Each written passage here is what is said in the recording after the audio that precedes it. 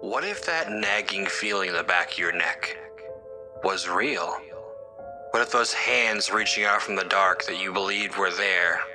What if the monster in the basement really existed? And what if there was really something under the bed? Would you have the courage to face your fears? I should have known something was wrong when Mrs. Henderson's cat went missing. The elderly Tabby never strayed far from her front porch. But that morning, there was no sign of him. Just an overturned flower pot and strange marks in the soil. I was running late for my shift at the hospital anyway, so I didn't give it much thought. That was my first mistake. As an ER nurse, I've seen my fair share of bizarre cases, but nothing could have prepared me for what that day would bring. The first patient came in around 10 a.m. High fever, disorientation, and an unusual bite mark on his forearm. He claimed a homeless man had attacked him in the subway, but the wound looked wrong. The edges were black, and the veins around it had turned a sickly shade of green. Dr. Martinez ordered broad-spectrum antibiotics and had him admitted for observation. By noon, we had 3 more cases with similar symptoms. The waiting room was filling up with people showing signs of fever, and security had to break up 2 fights between patients who were becoming increasingly aggressive. I noticed some of the staff whispering amongst themselves, and the word quarantine started floating around. I was checking on the first patient when everything went sideways. His fever had spiked to 106, and no amount of medication seemed to help. His skin had taken on a gray pallor, and his eyes. God, his eyes. The pupils had expanded so much that the iris was barely visible. Just a thin ring of brown around bottomless black pools. I was updating his chart when he flatlined. Standard procedure. I called the code and started chest compressions. Dr. Martinez rushed in with the crash cart. But before we could do anything else, the patient's eyes snapped open. What happened next still haunts me. He lunged at Martinez with inhuman speed, sinking his teeth into the doctor's neck. I froze for a split second, the longest second of my life, before hitting the panic button. The patient, no, the thing that used to be our patient, turned its head toward me, blood dripping from its mouth. I ran. I ran like hell, slamming the door behind me and screaming for security. But as I looked down the hallway, I realized with horror that ours wasn't the only room where things had gone wrong. Screams echoed through the corridors. The overhead speakers cracked to life, announcing a facility-wide lockdown. That was 3 hours ago. Now I'm barricaded in the pharmacy with 4 other staff members and a teenage patient. We blocked the doors with everything we could find. We can hear them out there. The scratching, the moaning, the occasional burst of gunfire from what I hope is law enforcement. My phone has no signal. But before it went dead, I saw the news. It's not just our hospital. It's the whole damn city. Maybe more. The sun is setting now, and the backup generators just kicked in. Sarah, one of the residents, is trying to get the radio working. Mike, our security guard, is taking inventory of our supplies. The others are either sleeping or trying to.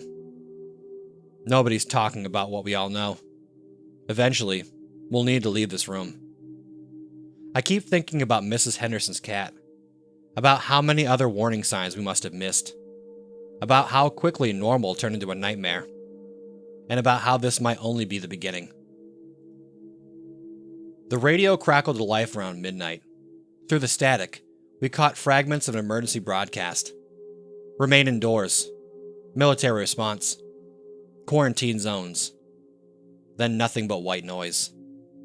Sarah slumped against the wall, still clutching the radio. That's it? That's all they're going to tell us? I was about to respond when a crash echoed from somewhere down the hall, followed by the sounds of breaking glass. Mike raised his finger to his lips and tightened his grip on the security baton. His firearm had run out of ammunition hours ago. The teenage patient, Danny, had been quiet since we barricaded ourselves in here. Now he spoke up, his voice barely above a whisper. My mom. She was in the waiting room when everything went crazy. I need to know if she's okay. I placed my hand on his shoulder, feeling the slight tremor running through his body. The fever he'd come in with was finally breaking, thank God. At least it wasn't the same thing that had turned the others.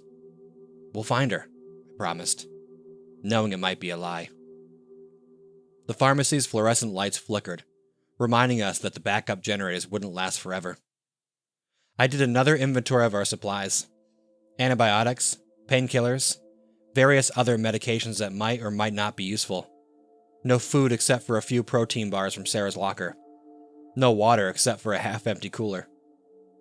Through the small window in the door, I could see shadows moving in the hallway. They weren't the methodical patrols of rescue workers. These movements were jerky and erratic. Every few minutes, one of them would slam against our barricade, making the whole door shudder. We need a plan, Lisa, one of the nurses from pediatrics, said. She'd been writing something in a small notebook since we got here. The generators won't last more than a day. We need supplies, and we need to find more secure location. She was right, of course. The pharmacy had saved our lives in the short term, but it was a dead end, literally, if we stayed too long. I unfolded the hospital floor plan I'd grabbed during our initial escape. The cafeteria is 2 floors down. It would have food, water, maybe even some supplies. The problem is it's through the main corridor, Mike finished, where we last saw at least 30 of those things. A loud bang made us all jump. One of them hit the floor harder than before. Through the window, I could see a glimpse of a face I recognized. Nurse Chen from the ICU. Her skin was gray, her scrubs covered in blood. As she turned toward the window, her milky eyes seemed to stare right at me. They're getting more aggressive, Mike observed. The barricade won't last forever. I looked at our small group. Mike with his baton, Sarah still holding the useless radio, Lisa with her notebook, and Danny, just a kid caught up in this nightmare. We had no weapons except for a few scalpels and some chemical sprays from the cleaning supplies. But we did have one advantage: knowledge of the hospital's layout, including some paths that weren't on the official floor plans. During my night shifts, I discovered that the old pneumatic tube system, decommissioned years ago, had maintenance tunnels running alongside it. They were tight, dark, and probably haven't been open in years. But they might be our only chance. I have an idea, I said, pulling them into a huddle. But you're not going to like it. Another bang at the door, louder this time. We were out of options and out of time. What I didn't tell them was that I'd seen something else through that window. Fire is burning in the city beyond the hospital. Whatever was happening here wasn't contained, and I had a feeling that getting out of the hospital would only be the beginning of our struggles. But first, we had to survive the night. Moving the storage cabinet hiding the maintenance tunnel entrance made more noise than we'd hoped for. The scraping sound drew immediate attention. The banging on the pharmacy door intensified, accompanied by what I can only describe as eager moans. Hurry, Mike whispered, straining against the cabinet's weight. The ancient metal access panel behind it was rusted at the edges, but the handle turned with a reluctant squeal. Sarah went first, her phone's flashlight illuminating the narrow passage. The beam caught years of cobwebs and dust, but no movement, no threats. Lisa helped Danny through next, then followed herself. I grabbed as many supplies as I could stuff into my scrub's pocket, mostly medications I'd hoped we wouldn't need. The door hinges were starting to give. Go, Mike urged, practically shoving me toward the tunnel. I'll be right behind you. The passage was even tighter than I'd remembered from my curious explorations during slow night shifts. We had to move single file, hunched over to avoid the pipes running overhead.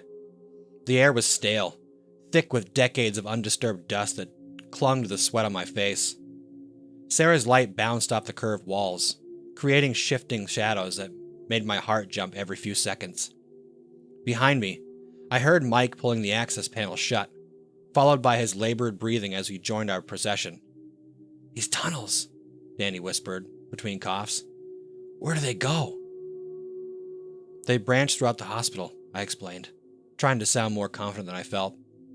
This section should take us down to the sub-basement. From there, we can access the parking garage. That was the plan, anyway.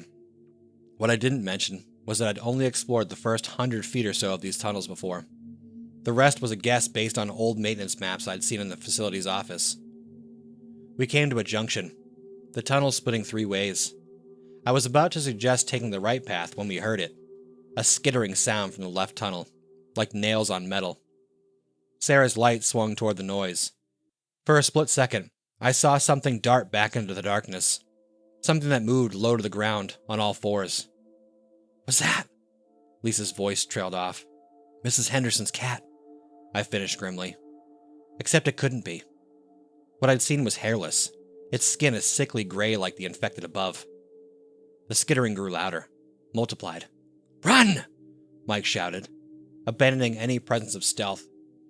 We scrambled down the right tunnel, no longer caring about the noise we made.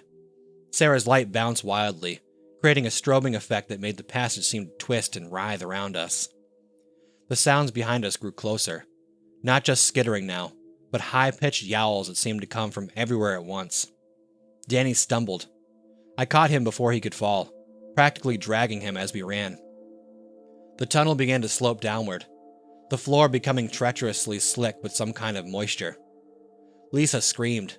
In the chaos of the shadows, I saw something clinging to her back, a grotesque parody of a cat, all exposed muscle and protruding bones.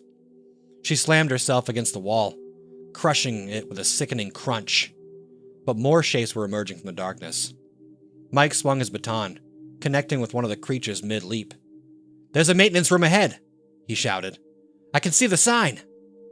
20 feet. 10. The creatures were all around us now, a writhing mass of twisted feline forms. Sarah reached the door first, yanking it open. We piled through as Mike swung the baton in wide arcs, keeping the horde at bay. The door clanged shut behind us. Lisa and I immediately pressed our backs against it while Sarah frantically searched for a lock. The metal vibrated with impacts from the other side. "There!" Danny pointed to a heavy pipe lying in the corner. We threaded it through the door handle, creating a makeshift barricade. In the relative safety of the maintenance room, we finally got a good look at each other. Lisa's back was shredded, her scrubs soaked with blood. "I'm okay," she insisted, though her face was pale. "It's not deep." But we'd all seen how fast the infection spread above. Sarah's light revealed that we were in some kind of pump room. Ancient machinery cast long shadows on the walls. Water dripped somewhere in the darkness. And there, on the far wall, was another door marked Parking Level B2. We were halfway to our goal. But as I looked at Lisa's wounds, then at the terror on Danny's face, I wondered how many of us would make it to the rest of the way. A new sound reached us from the door. Not the yowling of the infected cats, but something larger. Something that moved with purpose. We weren't alone down here. And whatever else had found its way into these tunnels, it was coming closer. The rhythmic dripping of water marked time as we watched Lisa's condition deteriorate. Within an hour, her skin had taken on a waxy sheen, and dark lines were spreading from the scratches on her back like ink through wet paper. "You need to leave me behind," she said, her voice steady, despite the fever I could feel burning through her skin. Always a practical one, even now. "No," Danny protested. "You should stay. You said we need to stay together. You promised." Lisa managed a weak smile. Sometimes promises have to bend so that people can survive. She pressed her notebook into Danny's hand. "I want you to have this. I've been writing down everything I've observed about the infection, the progression, the symptoms. Maybe it'll help someone figure this out." A crash echoed from somewhere in the darkness beyond our shelter, followed by the sound of metal being dragged across concrete.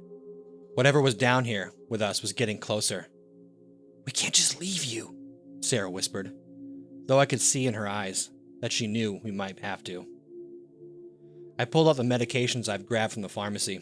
Morphine, antibiotics, a handful of sedatives.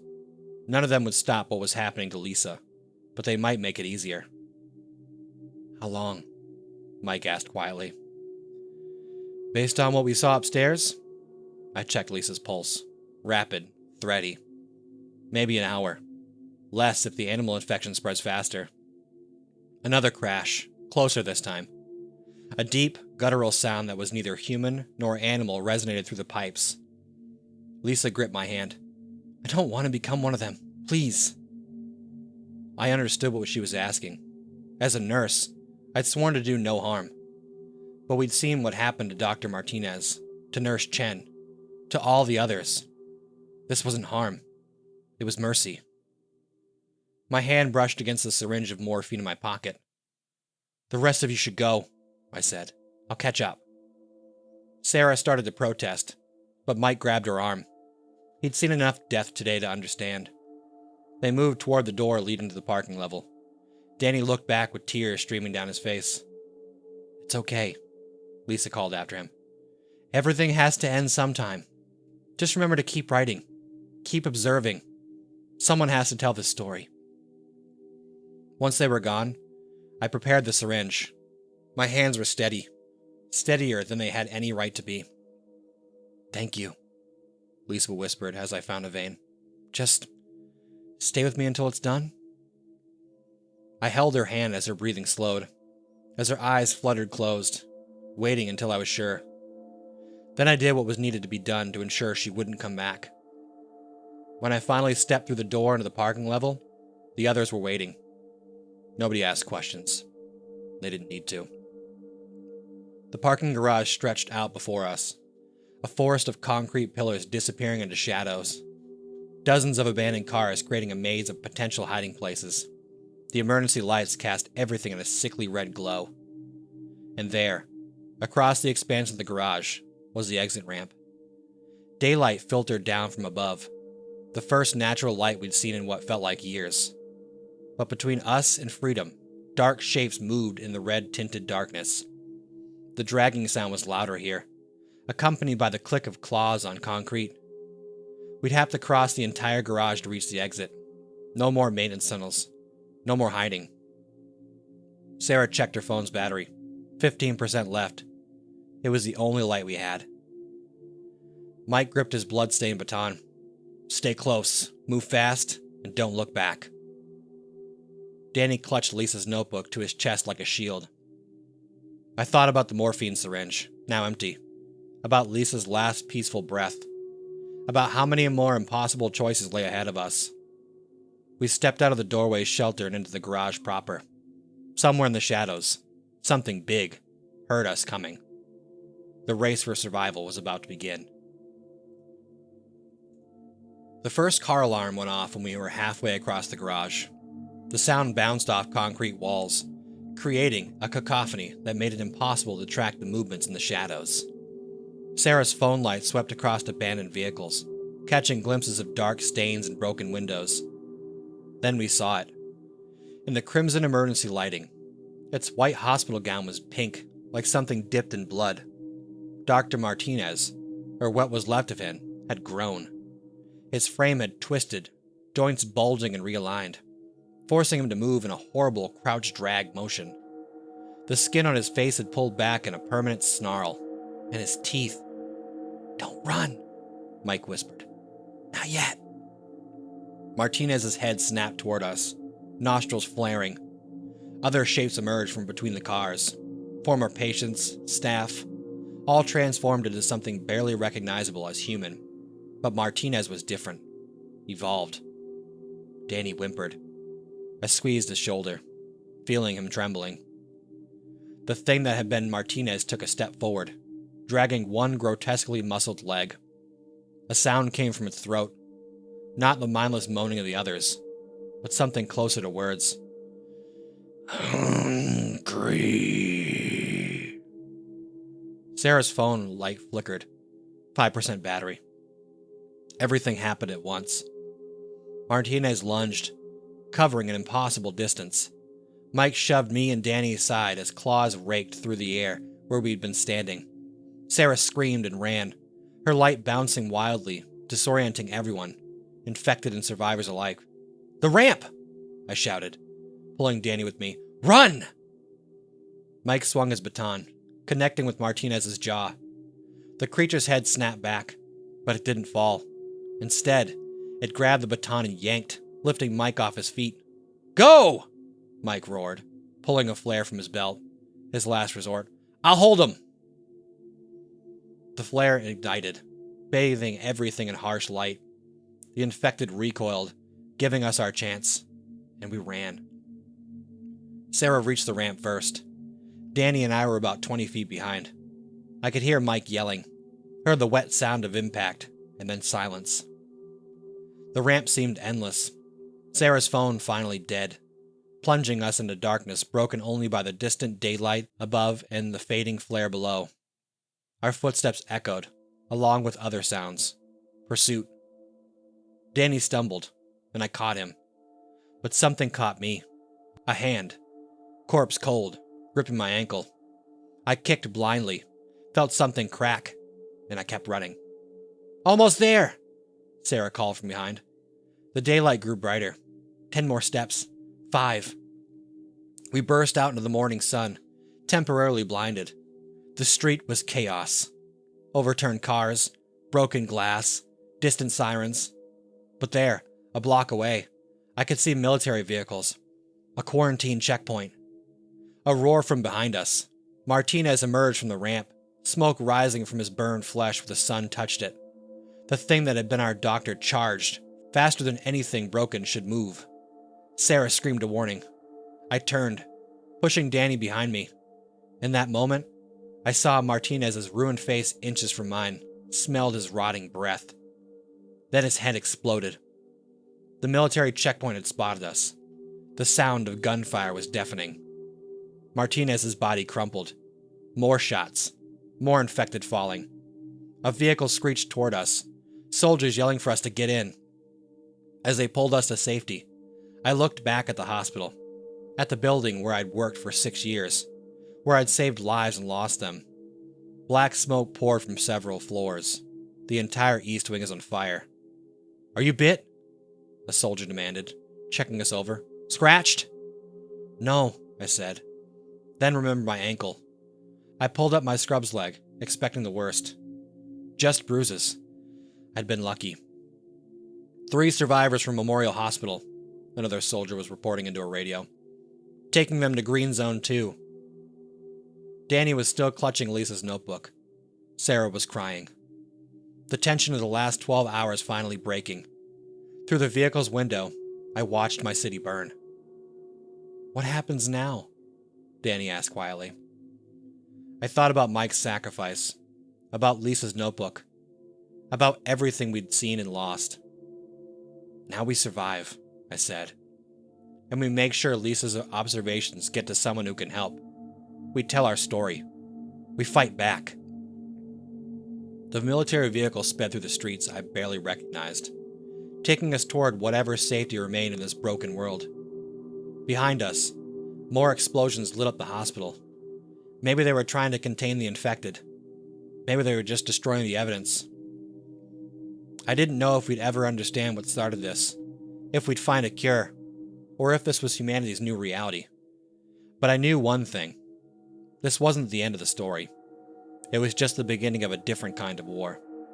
And somewhere in the city, I could still hear car alarms ringing, like bells tolling for the end of the world we'd known. The call came in at 6:43 a.m. Domestic disturbance at 1247 Maple Street. Pretty standard for an early Thursday morning. Probably just another drunk who hadn't made it to bed yet. I'd been on patrol since midnight, and the sun was just starting to peek through the October fog as I pulled up this 2-story colonial. The screaming hit me before I even got to my cruiser. Not your typical domestic dispute screaming. This was pure terror. I called for backup immediately, my hand instinctively moving to my holster as I approached the front door. "Police! Open up!" I shouted, pounding on the door with my free hand.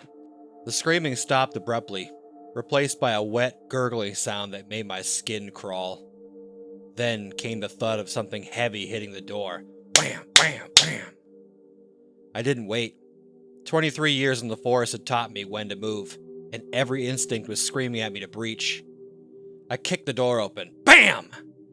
The frame splitting as it flew open. The metallic smell of blood hit me like a wall. In the dim morning light filtered through the windows, I saw Mrs. Peterson. I recognized her from my neighborhood watch meetings, crouched over her husband's body. But something was wrong. Terribly wrong.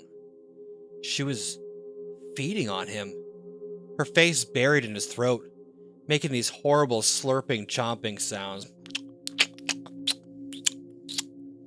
Ma'am, police! Step away from him now! My weapon was already drawn, aimed at her head. She snapped up at the sound of my voice, and I nearly dropped my gun. Her face. Jesus Christ, her face. Her eyes were milky white, blood and gore dripping from her mouth, bits of flesh stuck in her teeth. She moved faster than anything I'd ever seen. 1 second she was on the floor, the next she was launching herself at me, crossing 15 feet in a single bound. I fired twice. Bang! Bang! Center mass. The bullets hit her square in the chest, but she didn't even flinch. I backpedaled, squeezing off another round as it caught her in the shoulder. Nothing. She was on me before I could fire again, her weight slamming me against the wall, her teeth snapping inches from my face, that horrible mouth trying to tear into me. The strength in her was impossible. This 50-year-old woman who had baked cookies for the school fundraiser was suddenly as strong as a linebacker. Pure instinct saved my life. As she lunged for my throat, I managed to get my forearm under her chin, holding her back just enough. With my free hand, I drew my backup weapon, a small .380 from my ankle holster, and pressed it against her temple. Bang! The shot was deafening in the enclosed space.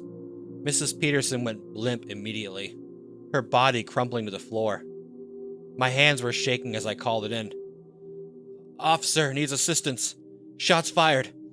Multiple victims down at 1247 Maple. That's when I heard more screaming from outside, and car alarms, and more gunshots in the distance. I ran to the cruiser, grabbing the shotgun from the rack as I checked the radio. All I could hear was chaos. Multiple officers calling in similar situations across the city. Reports of violent attacks, suspects displaying unusual strength and aggression, not responding to pain compliance or even lethal force unless shot in the head. By 7:30 a.m., dispatch had gone dark. My phone was flooded with emergency alerts telling me to stay inside, lock their doors, avoid contact with infected individuals. The streets were filled with people trying to flee, and with them, the infected. They moved like Olympic sprinters, running down anyone too slow to escape, and every person they caught became one of them within minutes.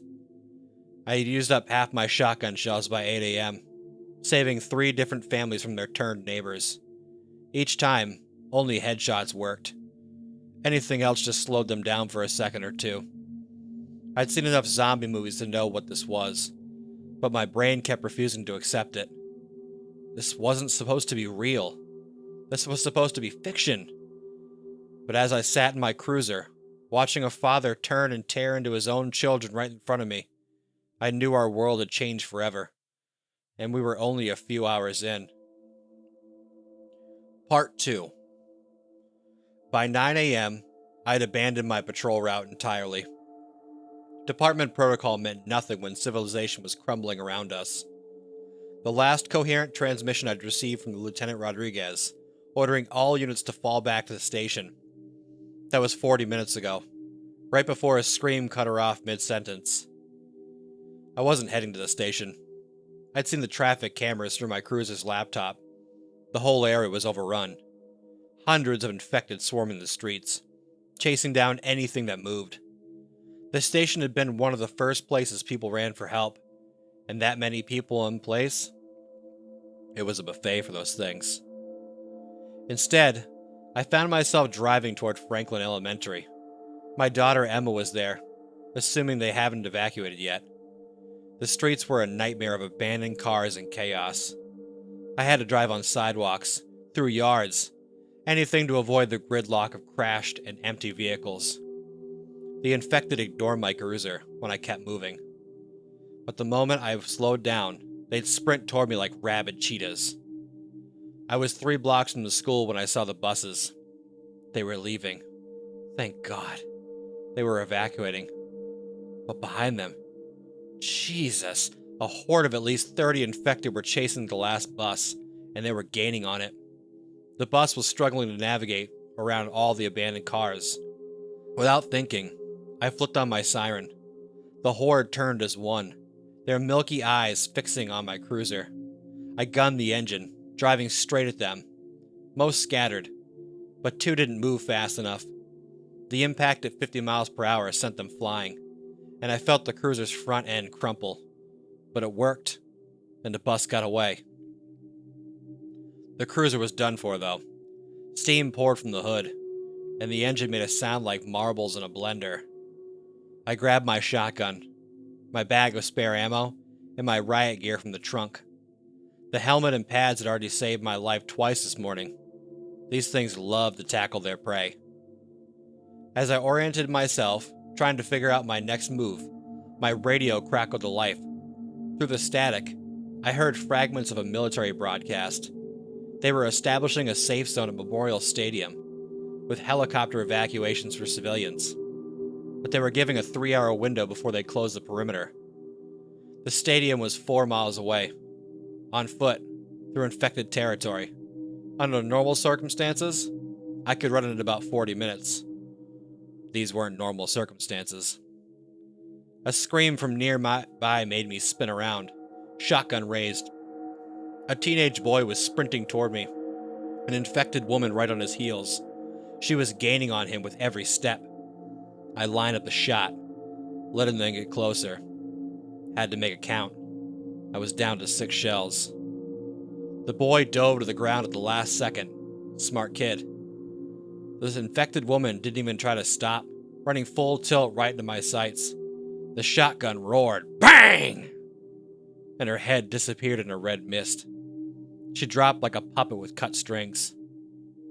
You okay, kid? I helped him up. His breath was covered in ragged gasps. My mom! He pointed back the way they'd come. She turned right in front of me. We were trying to get out of the car and this thing bit her and... I'm heading to the stadium. I cut him off. No time for grief now. You can come with me, but we have to move fast. What's your name? Tyler. He was already checking the magazine of a small pistol he pulled from his waistband. At my raised eyebrow, he added, My dad's a range instructor. I know how to use it. It was barely 10 a.m., and here I was, deputizing a teenager for a death march through zombie-infested streets. But we didn't have a choice. The evacuation window was closing, and the infected were getting more numerous by the minute. Stay close. Keep quiet. And if I tell you to run, you run. Got it? Tyler nodded, eyes hard with the look of someone who'd aged years and hours. Together we started moving, keeping to the shadows of buildings, avoiding the main streets. Behind us, the sound of screams and gunfire echoed through the city. Ahead of us lay 4 miles of urban hell. And somewhere out there, Emma's school bus was heading for the stadium too. At least, I prayed it was. Because if it wasn't, the monsters roaming our streets weren't the only thing I'd be willing to kill to find her. Part 3. The first mile was deceptively easy. Tyler and I struck to the back alleys, moving fast but quiet. The kid had good instincts. He watched our 6 without being told, kept low when he needed to, and hadn't fired his gun once. Every shot was like ringing a dinner bell for these things, so he'd been relying on stealth and my combat knife when we couldn't avoid them entirely. It was approaching 10:45 a.m. when we hit Harrison Street. There was no way around it. We needed to cross the 4-lane road to continue toward the stadium. From behind a dumpster, we watched the infected moving in small packs, like wolves hunting. They'd snap their heads toward any sound, then sprint to investigate with terrifying speed.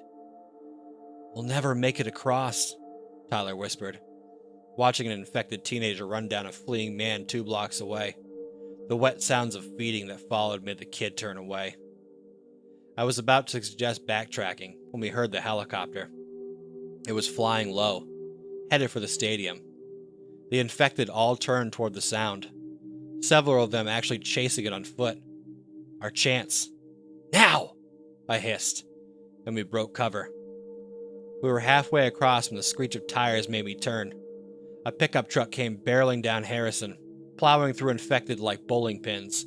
The driver was screaming what sounded like a prayer or a war cry. Couldn't tell which.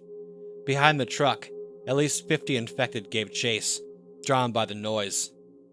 The truck clipped an abandoned SUV and flipped, rolling 3 times before crashing into a storefront. The driver's screams turned to agony. The horde descended on the wreck like piranha. Run! I shoved Tyler toward the nearest building, a small bank. Its glass doors were shattered, but it looked empty. We sprinted inside just as the first of the infected noticed us. I slammed the emergency security gate down behind us, the steel barrier buying us precious seconds. The vault! Tyler pointed. Thank God for range instructors' kids and their tactical minds. We sealed ourselves inside just as the infected reached the gate. In the dim emergency lighting, we caught our breath and checked our weapons. Through the vault's thick walls, we could hear them trying to get in, their inhuman shrieks echoing through the bank. How long do we wait? Tyler asked, checking his phone. No signal, obviously. I checked my watch. 11:05 a.m. The stadium evacuation window would close at 1 p.m. We still had 2.5 miles to go. 15 minutes, I said. Let them spread out looking for other prey. They're like sharks, always moving, always hunting. While we waited, I did a proper inventory. 4 shotgun shells left. My pistol was full, but I only had 1 spare magazine. Tyler had half a mag left in his .22. Better than nothing, but not by much. The combat knife was notched but clean. I'd learned earlier that their blood was just as infectious as their bites. Tyler broke the silence. My dad was supposed to pick me up early today. Dentist appointment. He's probably at the range, wondering where I am. I recognized the look in his eyes. The same one I had every time I thought about Emma. We'll find him, I lied. It's what you do. It's what my fellow officers told my families of victims 1,000 times before. Sometimes hope is more important than the truth. At 11:20, the shrieking outside had faded. I cracked the vault door. The bank lobby was empty. Through the shattered windows, I could see maybe a dozen infected spread out along the street. Not great, but better than 50. Back door, I whispered. Through the break room. Ready? Tyler nodded, gripping his pistol with practiced ease. His hands weren't shaking anymore. I wasn't sure if this was good or horrible. We moved through the bank silently, past family photos on desk walls that were never going to be their owners again. The break room had a half-eaten birthday cake on the table. Happy birthday, Carol, written in blue frosting. Carol was crumpled in the corner, her party hat still on, half her throat missing. Her fingers twitched as we passed. I put my knife through her temple without breaking stride. No sound, no hesitation. Tyler didn't even flinch. The world had changed us all in just a few hours. The back door opened into an alley. The stadium was visible now, its upper deck rising above the building to the northeast. Black Hawk helicopters circled like angry wasps. We could make it. We had to make it.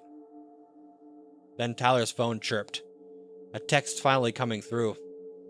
The sound echoed off the alley walls, and the infected began to run. Part 4.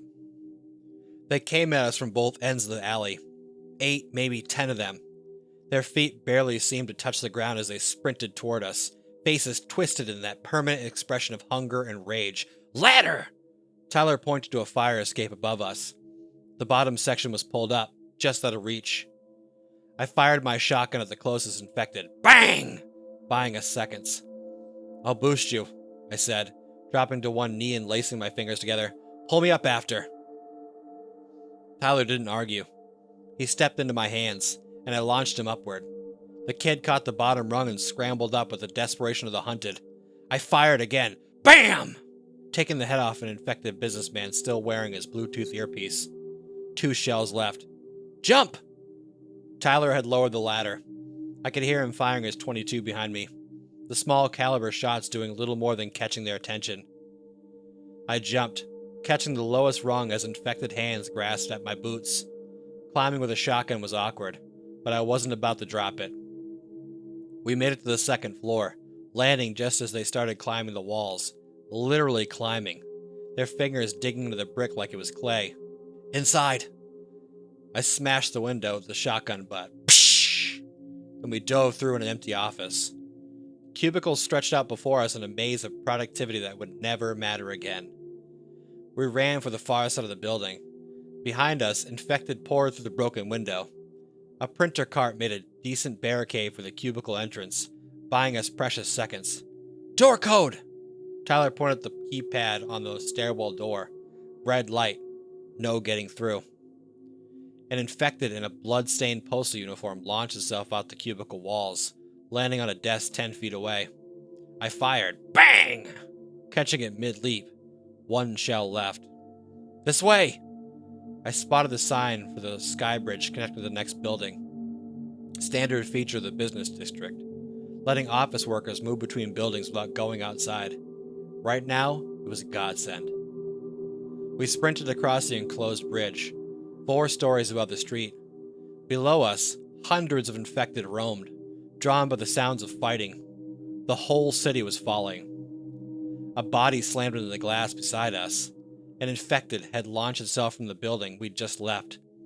The reinforced glass held, but spiderweb cracks appeared. Behind us, more infected were flooding the bridge. Other side, go! We reached the far door, locked. I didn't hesitate, firing my last shell point blank at the lock. Bang! The door burst open, and we stumbled through into what looked like an accounting firm. Help! Please! The voice came from behind a desk. A woman crouched there, pressing a bloody hand against her shoulder. Bite marks. Fresh ones. How long? I asked, raising my pistol. 20 minutes, she whispered. Please. My kids are at the stadium. I was trying to... Her eyes started to glaze over. The change was coming. I put her down with a single shot. Bang! Tyler didn't judge. He'd seen enough by now to understand mercy when he saw it. We found the building's stairwell. No keypad on this one. Down we went, emerging into an underground parking garage. The emergency lights cast everything in a red glow, like we were running through hell itself. My watch read 12:10 p.m., 15 minutes until the evacuation window closed. The stadium was less than a mile away now. We could hear the helicopters growing louder. Almost there. Then the garage door opened, fluorescent lights spilling in along with the sound of engines. 3 motorcycles roared into the garage, their riders whooping and firing guns in the air. Fresh meat! One of them yelled, spotting us. They weren't infected. Sometimes the monsters aren't the ones you expect. I grabbed Tyler and pulled him behind a concrete pillar as bullets sparked off the walls around us. Ping, ping, ping, ping! The bikers laughed, engines roaring. Ha ha ha ha! Come on out, cop! They'd spotted my uniform. World's over. No more laws. I checked my pistol. 6 rounds in the magazine. 1 in the chamber. Tyler had maybe 4 rounds left in his .22. And somewhere above us, the infected would be coming, drawn by the noise. The hunt wasn't over yet. Part 5. The bikers spread out, engines echoing through the garage. Classic flanking maneuver. These weren't just random thugs. They moved like they had training. Maybe ex-military decided the apocalypse was their chance to go feral. We got ourselves a pig and a piglet! The leader's voice bounced off the concrete walls. Tell you what, leave your weapons and supplies, and maybe we'll let you walk out of here. A lie. The kind of lie that ended with a bullet in the back. I had heard enough of them in my years in the force. I whispered to Tyler, when I start shooting, run for the street exit. Don't stop. I'm not leaving you, he hissed back. Yes, you are. Find your dad. Find my daughter. Tell Emma, her father. The ceiling above us exploded. Kaboom! Infected poured through like angry wasps from a broken nest. dropping 20 feet and landing on their feet. The bikers' gunfire had drawn them. The garage erupted in chaos. "Light 'em up!" the lead biker screamed. His gang opened fire on the infected, but there were too many. The infected crossed the distance faster than they could aim, swarming the first motorcycle. The rider's scream was brief. I grabbed Tyler and ran, using the chaos as cover. Behind us, the bikers' bravado turned to terror. Motorcycles crashed. Guns fired. Men died. We burst out onto the street into blinding light. 12:35 p.m. The stadium loomed ahead. Less than half a mile now. Black Hawks circled lower, and we could hear the military's warning sirens. "Sprint!" I pushed Tyler ahead of me. "Don't look back!" We ran, past abandoned cars and broken storefront windows, past bodies. So many bodies. Past an elementary school bus, empty except for a single bloody hand mark on the window. I forced myself not to look too closely at it. The infected came from everywhere, drawn by our footsteps, our breathing, our very existence. They poured from buildings and alleys like a flood of hunger and rage. Almost there! The stadium's main entrance was ahead. Military barriers were set up, soldiers with heavy weapons scanning for threats, for survivors. My leg exploded in pain. I'd been so focused on the goal, I hadn't seen the piece of twisted metal sticking out from a wrecked car. Blood poured from my thigh. "Keep going!" I shoved Tyler forward as I stumbled. The infected were closing in, drawn by the scent of fresh blood. "No!" Tyler turned back, grabbed my arm. This brave, stupid kid. I drew my pistol, firing at the closest infected. 5 rounds left. Each shot found its mark. The range instructor's kid had learned well, but there were too many. Then the world exploded in sound and light. A Black Hawk swooped low, its miniguns tearing the horde apart. Brrr! Marines rappelled down on fast ropes, creating a perimeter around us.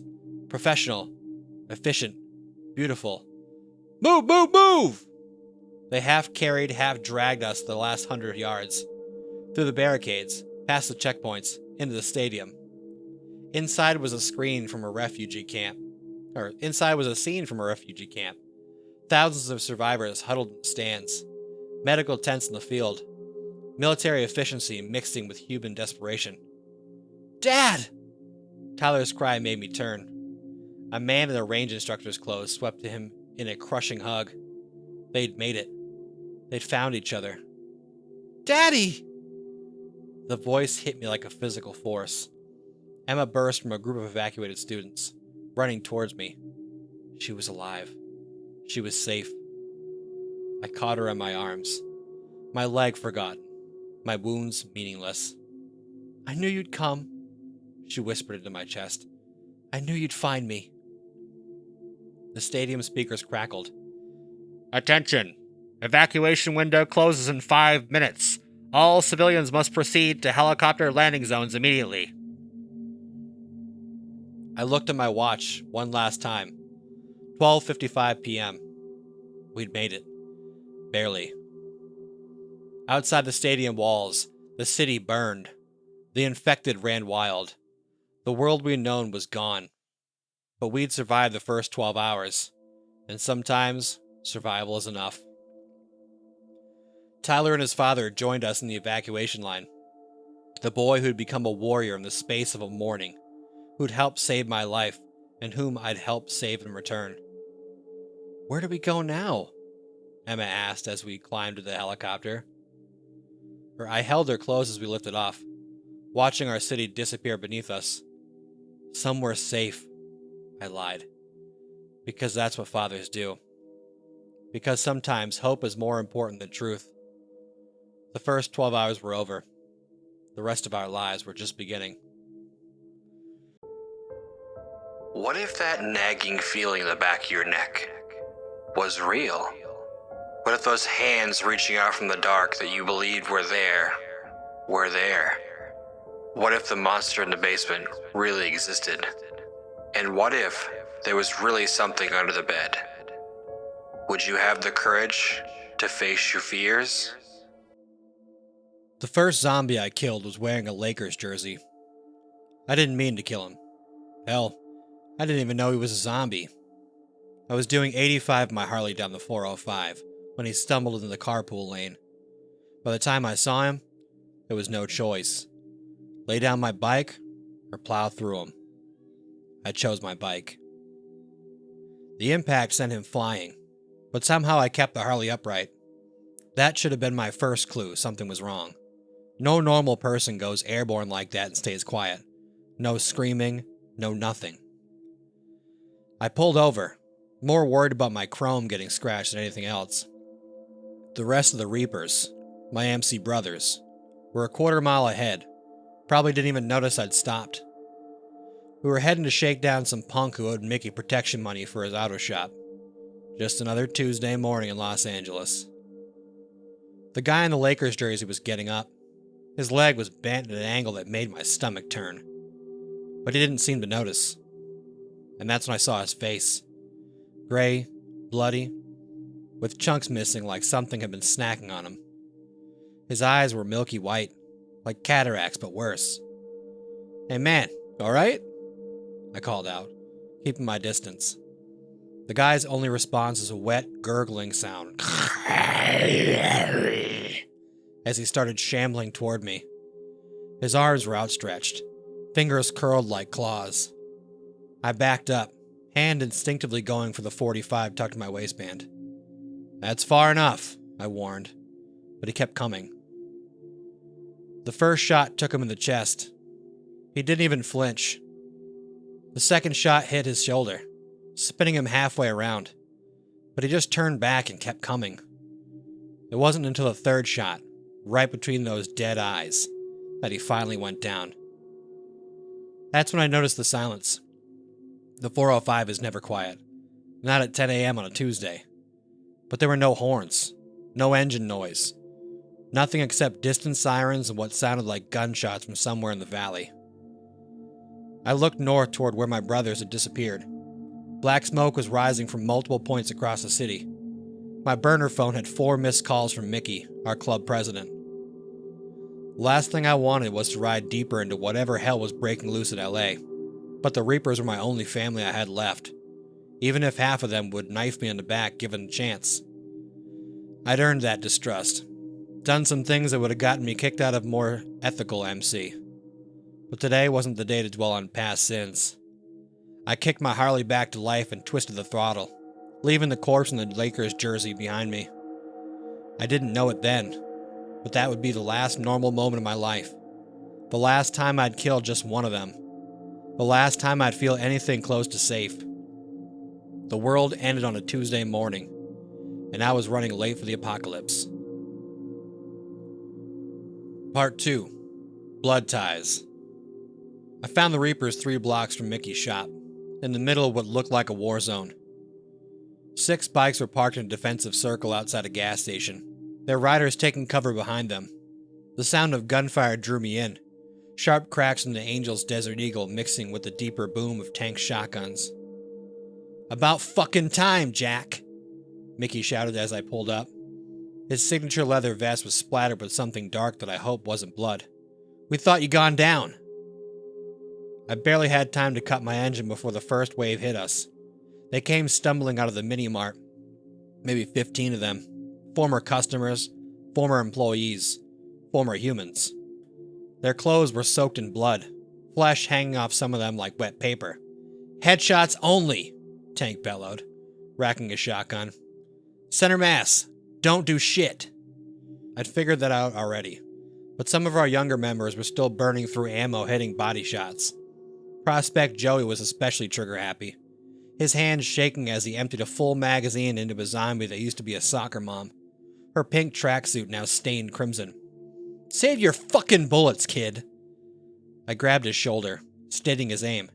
Deep breath, squeeze, slow, hit the head. The next wave came from behind us. Angel spotted them first, letting out a string of Spanish curses. These ones were fresher, still able to move at something close to a run. Among them was a familiar face. Carlos, Mickey's contact at the auto shop, The protection money would stay unpaid now. "Jack!" Mickey called out between shots. "We got a situation at the clubhouse. Dizzy radioed in. Says they're surrounded. Half our guys are trapped inside." Of course they were. Tuesday was maintenance day. Most of our members who weren't on this run were back at the base, working on their bikes. How many? Dozen, maybe more. Plus Old Man Pete and some of the hangarounds. Pete was our mechanic. 70s at least. With hands so arthritic, he could barely hold a wrench some days. No way he'd survive this on his own. I did some quick math. We had 7 bikes here. Enough fuel to make it across town if we rode smart. But the streets were getting worse by the minute. Through the gaps between buildings, I could see pillars of smoke rising all along the valley. The main roads would be death traps by now. "We can't leave them," Angel said, reading my expression. He was right, but not for the reasons he thought. I wasn't worried about loyalty or brotherhood. I was worried about resources. The clubhouse had our ammunition stockpile, our emergency cash, our medical supplies. Everything we'd need to survive whatever this was. 2 teams, I said, turning to Mickey. 4 of us go for the clubhouse. The rest secure supplies here. We're going to need food, water, anything we can carry on the bikes. Mickey studied me for a long moment, probably wondering if I was planning to take the supplies and run. It wouldn't have been the first time I'd screwed over the club. But today was different. Today, we needed each other. "Your call, Prez," I added, deferring to his authority even though we both knew I had the better plan. A zombie in a UPS uniform got within arm's reach of the circle. Tank took its head off with a shotgun blast and sprayed all of us with gore. Bang! 2 teams, Mickey finally agreed. You, me, Tank, and Angel head for the clubhouse. Rest of you? He turned to the others. Get everything you can carry. We'll need it all before this day is done. I checked my ammunition. 3 magazines left. 18 rounds total. The clubhouse was 15 blocks away, through streets that were rapidly filling with the dead. We were about to ride into hell, and I was starting to think that Lakers jersey zombie had done me a favor by dying easy. Part 3. Roadkill. There's something almost beautiful about chaos when you're riding through it. The world becomes a blur of motion and color, your focus narrowing to just what's directly in front of you. Everything else, the screaming, the gunshots, the burning buildings, it all fades into background noise. We took the back streets, 4 Harleys thundering through suburban hell. Mickey led. Tank brought up the rear, with me and Angel in the middle. The formation felt wrong with just 4 of us. The Reapers usually rode in a pack of 20 or more, owning the road with our numbers. Now we were just trying not to die. A minivan crashed through a fence ahead of us, forcing Mickey to swerve. I caught a glimpse of the driver, or what was left of him, still strapped in behind the wheel, snapping his bloody teeth at us as he passed. The van's sliding door was open, and I didn't want to think about what had happened to the kids whose toys were scattered across the pavement. Left! Angel shouted through our helmet comms. Franklin Avenue's blocked! He was right. The main road ahead was a graveyard of abandoned cars. People had tried to flee when things went bad, creating a traffic jam, and turned themselves into an all-you-can-eat buffet for the dead. Now the zombies were wandering between the vehicles, drawn by our engine noise. Mickey cut down a side street, leading us through a maze of residential roads. We all knew these streets, had collected protection money from half the businesses around here. But everything looked different now. Gardens were trampled, doors hung open, windows were broken, blood everywhere. 3 blocks from the clubhouse, we ran into real trouble. A school bus lay on its side, blocking the entire street. Behind it, flames roared from a ruptured gas line, sending black smoke into the sky. The heat was intense even from 50 yards back. Other way! Mickey ordered, but Tank's voice cut through the comm static. No good, boss. We got company. He was right. A crowd of zombies were shambling up behind us, drawn by our engines. Had to be 40 or 50 of them, filling the street from curb to curb. More were emerging from the houses around us, stirred up by the noise. Through here! I gunned my engine toward a gap between 2 houses. The Martinez place had a path to Cedar. That yard's too narrow, Angel protested. We'll never fit. You got a better idea? I was already committed, my front wheel bumping up over the curb. Unless you want to try explaining social distancing to our friends back there. I heard Mickey curse. Then the roar of the engines told me they were following. The yard was exactly as narrow as Angel had warned, barely wide enough for our bikes. My left leg scraped the house's siding, taking paint with it. On my right, an old metal shed threatened to peel off my kneecap if I drifted an inch that way. Something lunged from behind the shed. Mr. Martinez himself, or what was left of him. His face was gone, torn away by something with strong fingers and stronger teeth. I ducked under his grasping hands, but Angel wasn't so lucky. The zombie caught his leather jacket, nearly pulling him off the bike. Tank's shotgun boomed. Boom! What was left of Mr. Martinez painted the shed red. I owed him money anyway, Tank laughed. But there was an edge to his voice that hadn't been there before. We burst out onto Cedar Street in a roar of engines and scattered lawn ornaments. The clubhouse was visible now, 2 blocks north. Even from here, we could see the crowd of zombies surrounding it. Had to be at least 100 of them, pressing against the chain-link fence that surrounded our compound. Main gate's overrun, Mickey stated the obvious. We're gonna need a distraction. I watched the zombies throwing themselves against our fence and did some quick math. The fence wouldn't hold much longer. Inside, our people were probably running low on ammo. We had maybe minutes before the dead broke through. I got an idea, I said, revving my engine. But you're not gonna like it. Mickey turned to look at me, and I saw understanding dawn in his eyes. He knew exactly what I was thinking. It was the same crazy shit that had almost got me kicked out of the club 3 years ago. Jack, don't you dare. I was already moving, cranking the throttle wide open. Behind me, I heard Angel asking what was happening, and Tank's response. Crazy son of a bitch is about to earn his patch back or die trying. The clubhouse had a back entrance. A reinforced garage door was being used for discreet deliveries. If someone could get it open from the inside, the others could ride straight in. But first, we needed to pull the zombies away from the main gate. And nothing attracts the dead like loud noise and movement.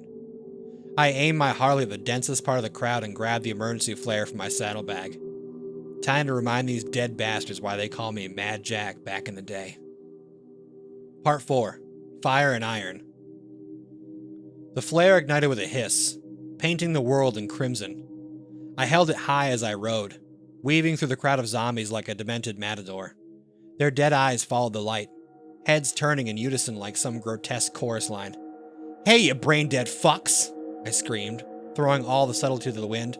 Fresh meat right here! The horde moved like a wave, peeling away from the fence to follow me. I kept the bike at a walking pace, just fast enough to stay ahead of their grasping hands. Each second felt like an hour, my heart pounding in sync with my Harley's engine. Through the sea of rotting faces, I caught glimpses of the clubhouse. Our flag still flew above it, a black reaper on a field of red. Below it, familiar faces appeared at the windows. Dizzy's massive beard, Pete's weathered face. They were alive, at least for now. Main gate's clearing, Mickey's voice crackled through my helmet comm. 60 seconds until we make our move. I clicked my tongue against my teeth to acknowledge. Couldn't risk taking my hands off the bars to respond. A teenage zombie in a bloodied cheerleader uniform got too close, her fingers brushing my jacket. I kicked out, sending her sprawling into 3 others. The flare was burning low.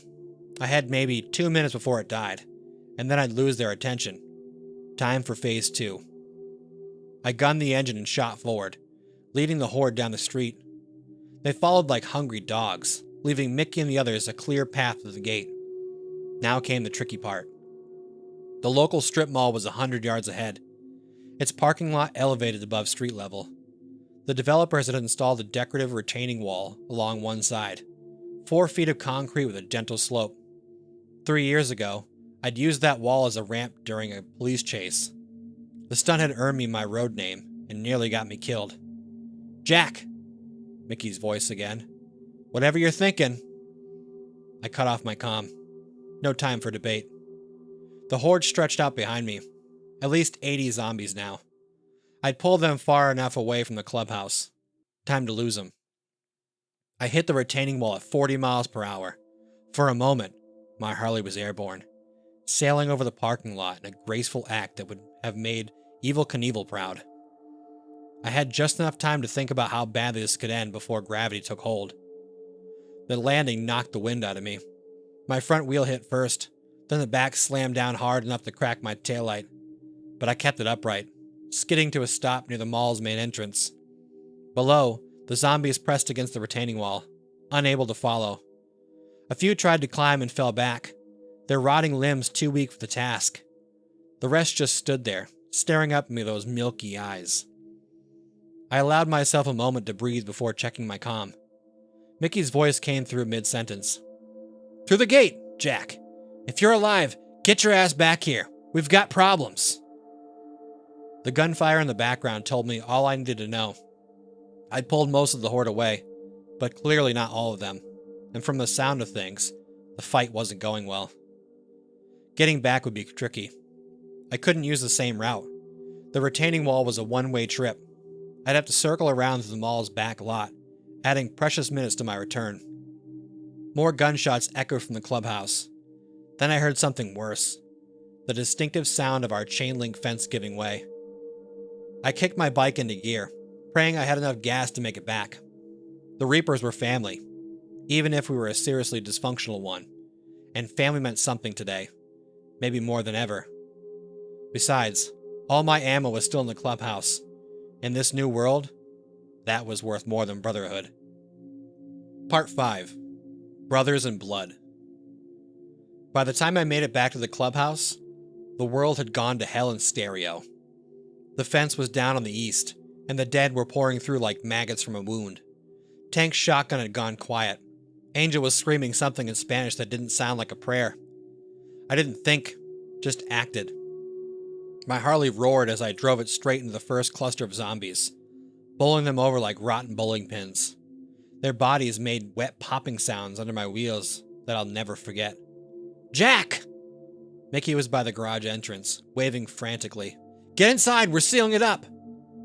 I gunned it toward him, but a zombie in what used to be a postal uniform grabbed my handlebars. The bike slewed sideways, and I jumped clear as it went down. My shoulder hit concrete, leather jacket saving me from the worst of the road rash. The Postal Service zombie was still hanging onto my fallen bike, snapping its teeth at nothing. I drew my .45 and put it down with a headshot. Bang! Then two more that were getting too close. "Move your ass!" Mickey laid down, covering fire as I sprinted to the garage. Behind him, I could see Tank and Angel pulling the heavy door down. They'd welded steel plates to it months ago, planning for a police raid, not the apocalypse. I dove under the descending door like Indiana Jones, Mickey right behind me. The door slammed shut with a boom that echoed through the clubhouse. Outside, dozens of fists began pounding against the metal. "Everyone alive?" I got to my feet, checking myself for bites. None. Lucky. "Define alive," Tank grunted. He was pressing a rag against a nasty cut in his forearm. "I lost my shotgun out there." The clubhouse interior looked like a war zone. Overturned furniture created makeshift barricades. Shell casings littered the floor. The air stank of gunpowder and fear. Dizzy and Pete were there, along with 8 other members and 5 hangarounds. Some had weapons. Others just looked shell-shocked. Joey the prospect was curled in a corner, rocking slightly. "We lost Marcus," Mickey said quietly. "Bastards got him when the fence went down. Tore him apart while we watched." I nodded, not trusting myself to speak. Marcus had been an asshole, but he was our asshole. "What's the inventory?" I asked instead, focusing on practical matters. 2 rifles, 6 handguns, maybe 100 rounds total, Angel reported. Food and water for a few days if you stretch it. Medical supplies are decent. We just restocked last week. Generators? Full tanks. Enough fuel for 3 days, maybe 4. I did the math. We were 13 people in a fortified building with limited supplies. The dead were outside in unknown numbers, and if the morning's pattern held, they'd only keep multiplying. Communications? I asked, though I already knew the answer. Cell networks are down, Mickey confirmed. Radio's just static and screaming. TV too, before the power went out. A particularly loud bang on the garage door made everyone jump. The welded plates held, but the sound was a reminder we weren't safe, just waiting. The roof? I said suddenly. We need eyes up there. See what we're dealing with. Mickey nodded. Take Angel. Rest of us will reinforce the ground floor. The climb to the roof felt longer than usual. Each step of the metal stairs echoed with finality, like we were ascending to our own funeral. Angel walked point, his Desert Eagle ready. What we saw from the roof made my blood run cold. The city was burning. Not just a few buildings now. Entire blocks were in flames. The sky had turned a sickly orange, and black smoke rolled across like storm clouds. And the dead? They filled the streets in every direction. Shambling masses that grew larger by the minute. Our little fortress was an island in a sea of zombies. Madre de Dios, Angel whispered. I checked my watch. Not even 10 hours since I'd hit that first zombie on the 405. The world had ended while we were making other plans. We're not getting out of here, are we? Angel asked. I thought about lying. About giving some speech about brotherhood and survival. But we were past that now. Not today, I said instead. But tomorrow? Maybe tomorrow. The sun was starting to set, painting the burning city in shades of blood and gold. From somewhere in the distance, we heard the distinctive sound of military helicopters. You know what's funny?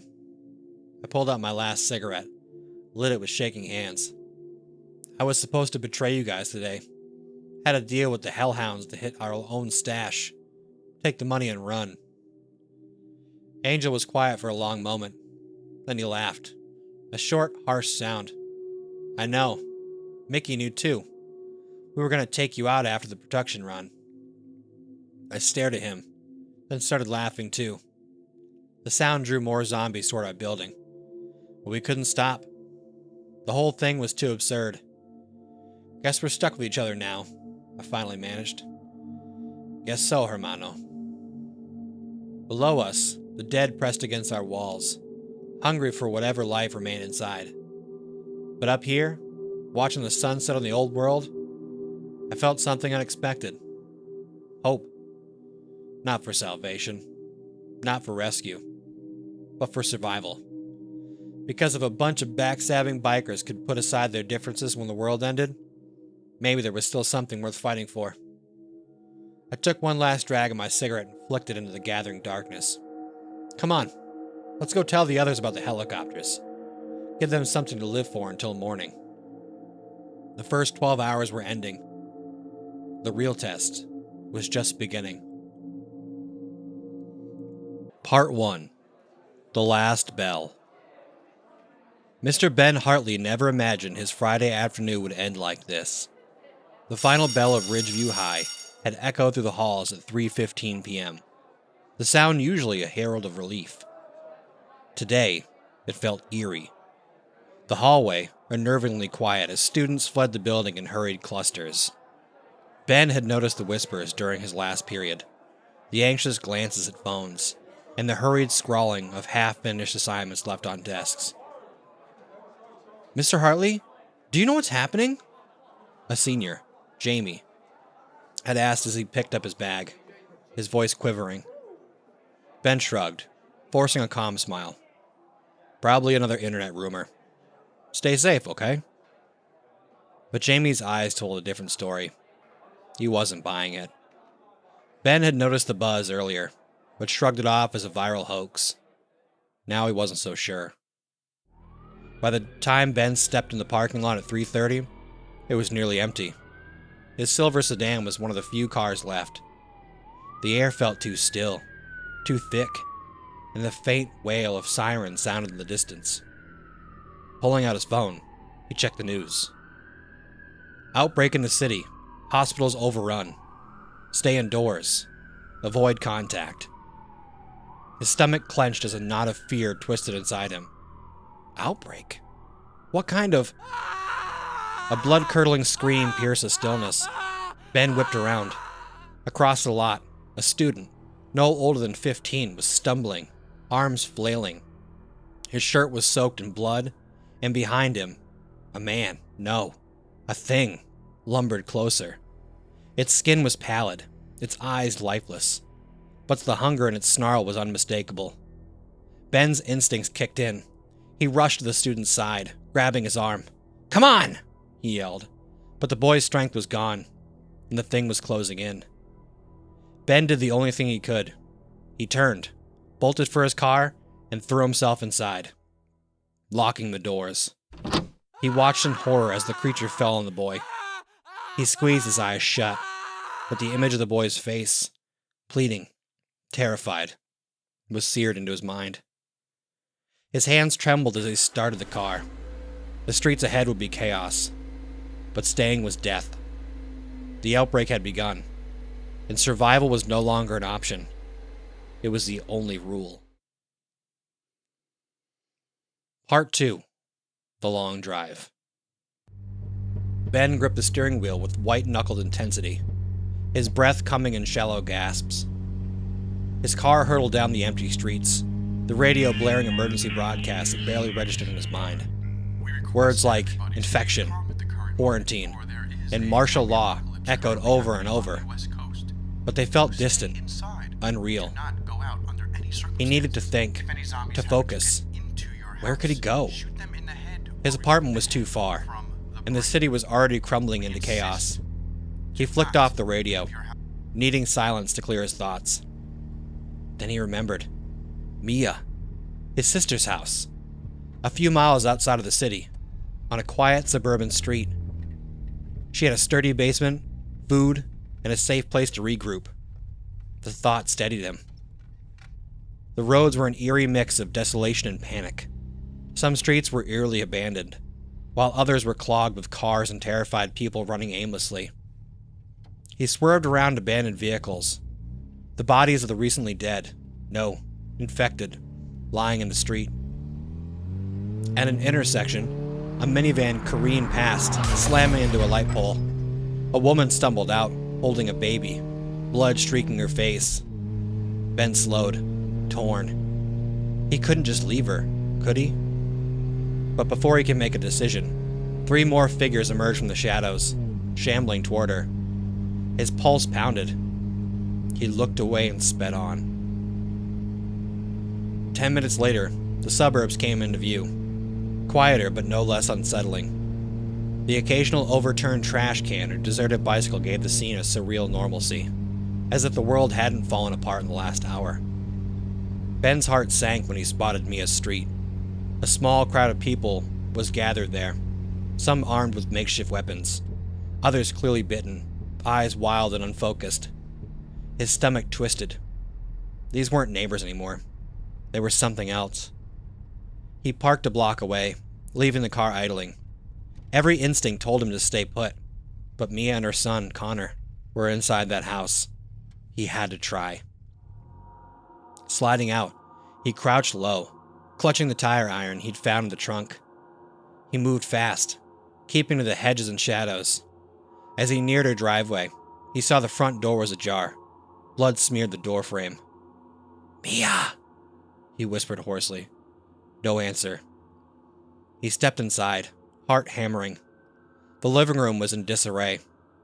Overturned furniture, shattered glass, and the eerie sound of distant moaning. "Uncle Ben?" A small, terrified voice called from the basement door. Connor. Relief flooded Ben, but it was short-lived. Heavy, uneven footsteps sounded from the kitchen. He turned slowly, and there, in the dim light, stood Mia. Or what had once been Mia. Her eyes were vacant, her face twisted in a grotesque snarl. Ben froze. She was gone. Part 3. Choices in the Dark. Ben's breath caught in his throat as he stared at Mia.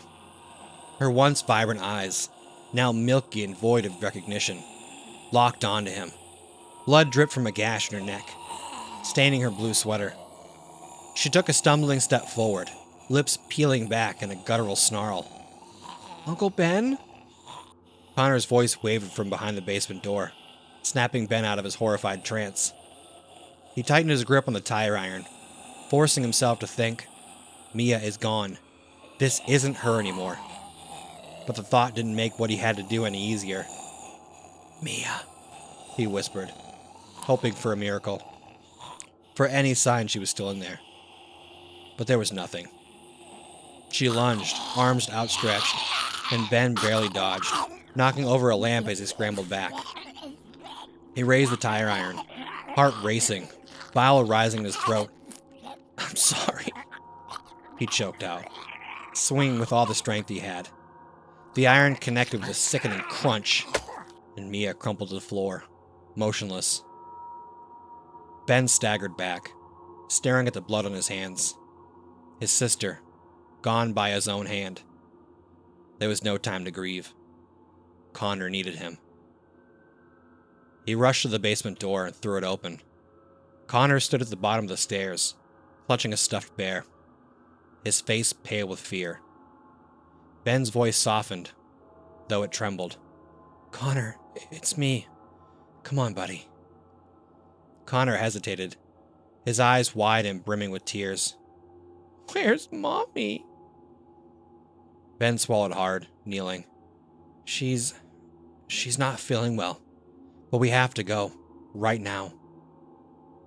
Connor nodded slowly, climbing the stairs. Ben scooped him up, his small arms wrapped tightly around Ben's neck. "Are the monsters outside?" Connor whispered. Ben's throat tightened. "Yeah, but I won't let them hurt you." They exited through the back door, the cool air heavy with the smell of smoke and decay. Ben moved quickly, scanning the area. The street was quieter now, but the occasional moan echoed from nearby. He hurried to the car, placed Connor in the back seat, and jumped in the driver's seat. As he sped off, Connor spoke, his voice small and trembling. "Uncle Ben, is Mommy coming with us?" Ben's grip on the wheel tightened, until his knuckles turned white. He couldn't lie. "No, buddy, she's not." Connor was silent for a long moment. "Is she with the angels?" Ben's vision blurred with tears, but he blinked them away, focusing on the road. "Yeah, buddy, she is." The city lights were fading behind them, and the road stretched into uncertainty. Ben didn't know where they were going, only that they had to keep moving. He promised himself one thing. No matter what, he would protect Connor. The sun dipped below the horizon, plunging the world into darkness. The real nightmare was just beginning. Part 4. The Lonely Road. The world outside the car windows was shrouded in a deep, unsettling quiet. The city's glow had faded into the distance, replaced by the inky blackness of the countryside. The only sounds were the low hum of the engine and the rhythmic click of the turn signal as Ben navigated winding back roads. He hadn't seen another car in miles. Connor had fallen asleep in the back seat, clutching a stuffed bear, his face peaceful despite the horror they'd fled. Ben glanced at him through the rearview mirror, his heart aching with a mix of guilt and determination. He had to keep him safe. But how? Ben's phone vibrated on the dashboard. He snatched it up, hopeful for any update. A single emergency alert flashed on the screen. Nationwide emergency. Do not approach infected. Evacuate major cities. Shelter in place. No new information. No help coming. He tossed the phone aside, frustration bubbling beneath the surface. He was on his own. An hour later, the fuel gauge dipped into the red. The road ahead stretched into darkness, but just beyond a bend, Ben spotted a flickering light. A gas station.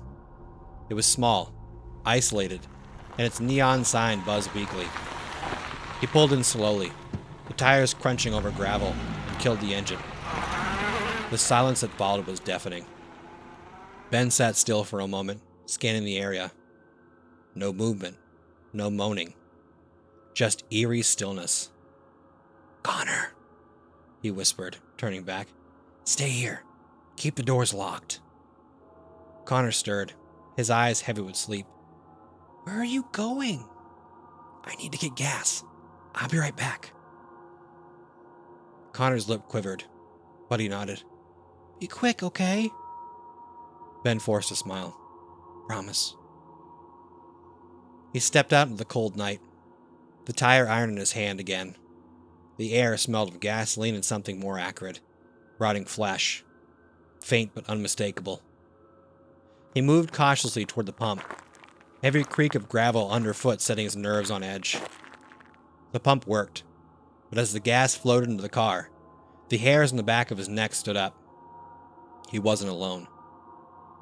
A shuffling sound came from around the corner of the station. Ben tightened his grip on the tire iron, muscles tensing. A figure stumbled into the light. It was a man. Once. His face was gaunt, mouth smeared with blood, and his eyes were those same lifeless voids Ben had seen in Mia. The pump clicked, finished. The man lurched toward him. Ben had seconds to act. He yanked the nozzle free, spraying gasoline toward the creature. It flailed.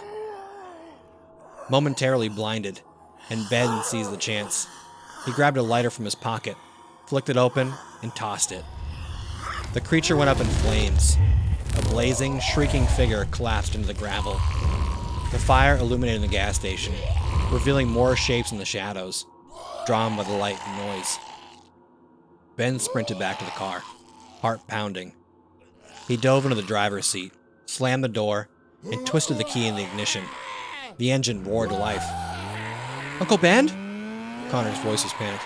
What's happening?" Ben didn't answer, flooring the gas pedal. The car fishtailed in the gravel before catching traction, speeding away from the inferno behind them. In the rearview mirror, he watched the flames consume the station and the approaching infected. He exhaled shakily, gripping the wheel tighter. They had escaped again, for now. But the road ahead was still long, and safety felt farther away than ever. "Where are we going?" Connor asked, his voice small. Ben stared into the dark horizon.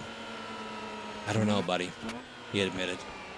"But we'll find somewhere safe." They had to. Part 5.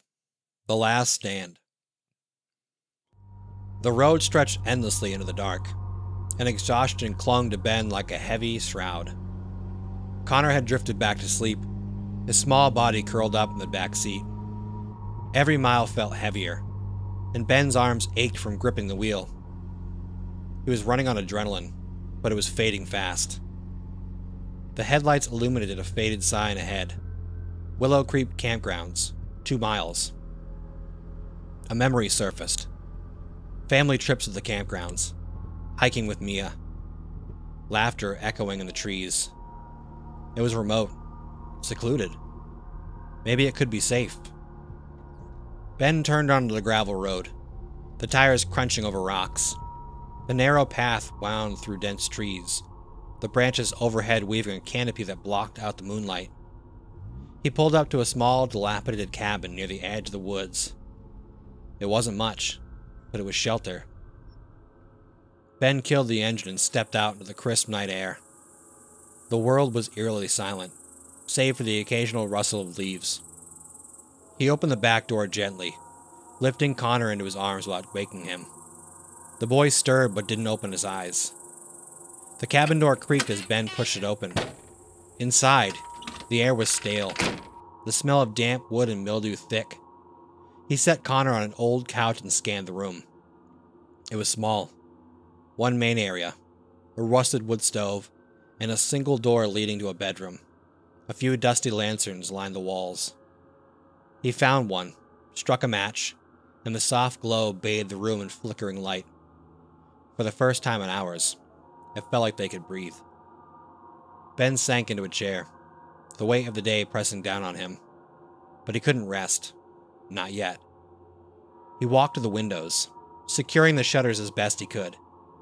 Every creak of the floorboards made him flinch. Every whisper of wind outside felt like a threat. He returned to Connor, brushing a hand through the boy's hair. "You're safe," he whispered. More for himself than for the child. The peace didn't last. A low, guttural moan pierced the quiet. Ben froze, heart racing. He snatched the tire iron and peered out through a crack in the shutters. They were coming. Shapes moved in the darkness, shambling forms emerging from the trees. Their moans grew louder, echoing through the night. They were more than he could count, their lifeless eyes reflecting the flicker of the lantern. Ben knew they wouldn't stop. He wasn't sure how they found them, but it didn't matter. This was it. He moved quickly, barricading the door with the few pieces of furniture he could find. He glanced at Connor, still asleep, and a fierce determination gripped him.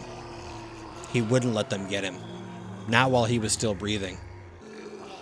The first pounding came at the door, heavy fists rattling the frame, then another at the window. The moans turned into frantic guttural howls. Ben stood in the front door, tire iron in hand. "Come on," he muttered under his breath. "You want me?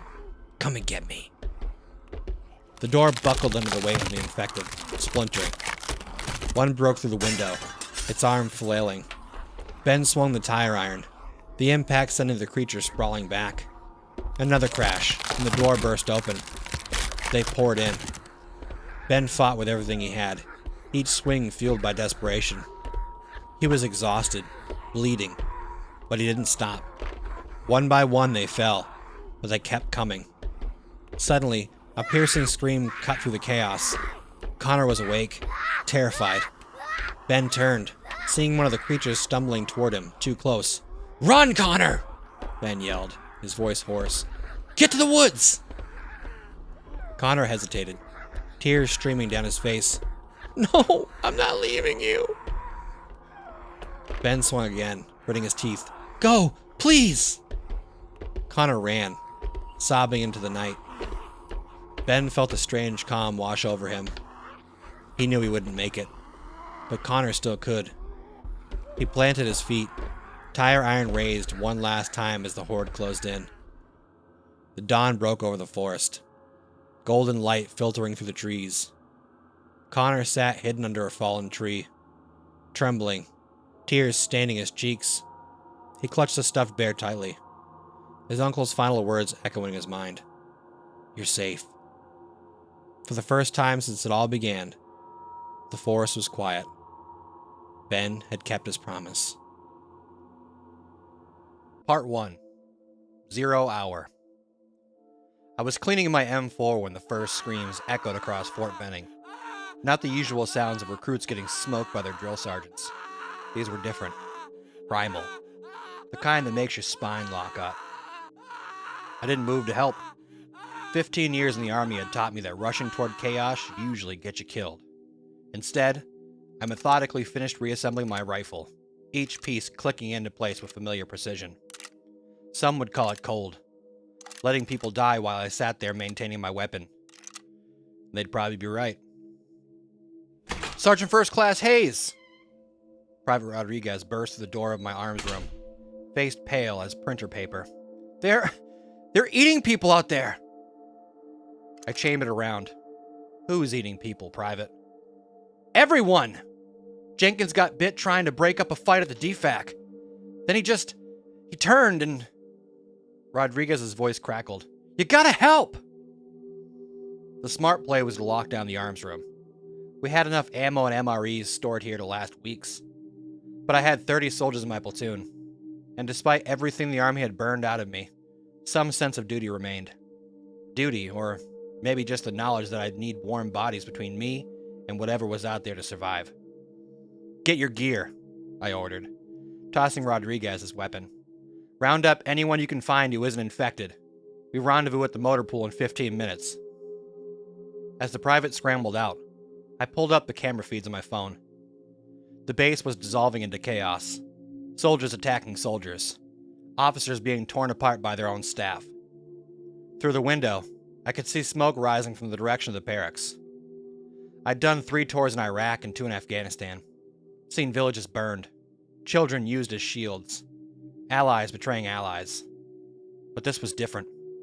This was home. And as I watched the violence spread across the feeds like a cancer, I felt something I hadn't experienced since my first firefight. Fear. My phone buzzed. A message from my ex-wife. Luke's school is locked down. Something's happening in Columbus. Please help. I stared at the message for a long moment. My son was 30 miles away. The roads would be chaos. Going after him meant abandoning my post, my soldiers, everything I'd sworn to protect. The right thing to do was clear. I deleted the message. God forgive me, I muttered, checking my magazines. But God had left the building. All that remained was my survival. And I was very, very good at survival. Part 2. Blood and Brass. The motor pool was a slaughterhouse. I counted 6 bodies sprawled between the Humvees, 3 of them still twitching, trying to rise with shattered limbs and exposed organs. Rodriguez was behind me, retching in a drainage ditch. Keep it together, Private, I snapped, scanning the area through my sight. How many made it to the rendezvous point? 8, Sergeant. He managed between heaves. Specialist Chen got Morgan and Williams into the mechanics bay. Torres is covering them. A figure lurched from behind a fuel truck. Private Jenkins. Or what used to be Jenkins. His jaw hung at an impossible angle, uniform soaked dark with blood. The thing that had been eating his intestines was still clutched in his hands like a sandwich. I put 2 rounds through his head. The sound echoed across the motor pool like thunder. Make that 7, I corrected. Get to the bay. Anyone show a sign of infection, you put them down. No exceptions. Rodriguez stared at me. But Sarn, what if... That's an order, Private. Your mercy gets people killed today. The mechanics bay was a forest of steel and concrete. Chan had already started fortifying the entrances with tool cabinets and welding equipment. Smart kid. She'd go far in this new world, assuming any of us lived past sunset. Williams was bleeding from a bite on her forearm. She met my eyes as I entered, and I saw the acceptance there. She knew what was coming. It's been an honor, Sergeant, she said quietly, unholstering her sidearm. Just make it quick. I took the weapon from her hand. Private Torres, escort Williams outside. Rodriguez, Chen, eyes on your sector. Anyone else shows up, they better identify themselves fast. We can't just execute her, Morgan protested. She's one of us. No, Williams interrupted. He's right. I can feel it, changing me. It's better this way. I followed them outside.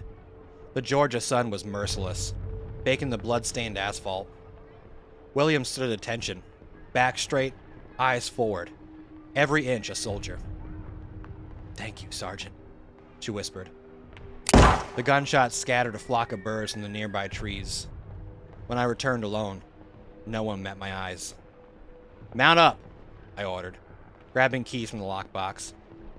We're taking the M1151. Morgan, get on the 50 cal. We're heading to the armory to restock, then getting the hell off this base. What about the others? Chen asked. There have to be more survivors. I checked my watch. 1 hour and 13 minutes since the first screams.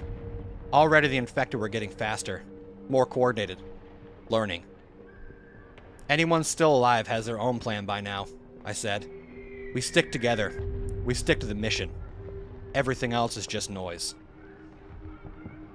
But as we pulled out of the bay, I couldn't help glancing toward Columbus, toward Luke. The guilt would eat at me forever, assuming forever lasted past today. I floored the accelerator, and we roared into hell with Morgan's 50 caliber lighting up the shadows. Sometimes being a good man and being a good survivor were mutually exclusive. I'd made my choice. God help anyone who got in my way. Part 3. The Devil's Arithmetic.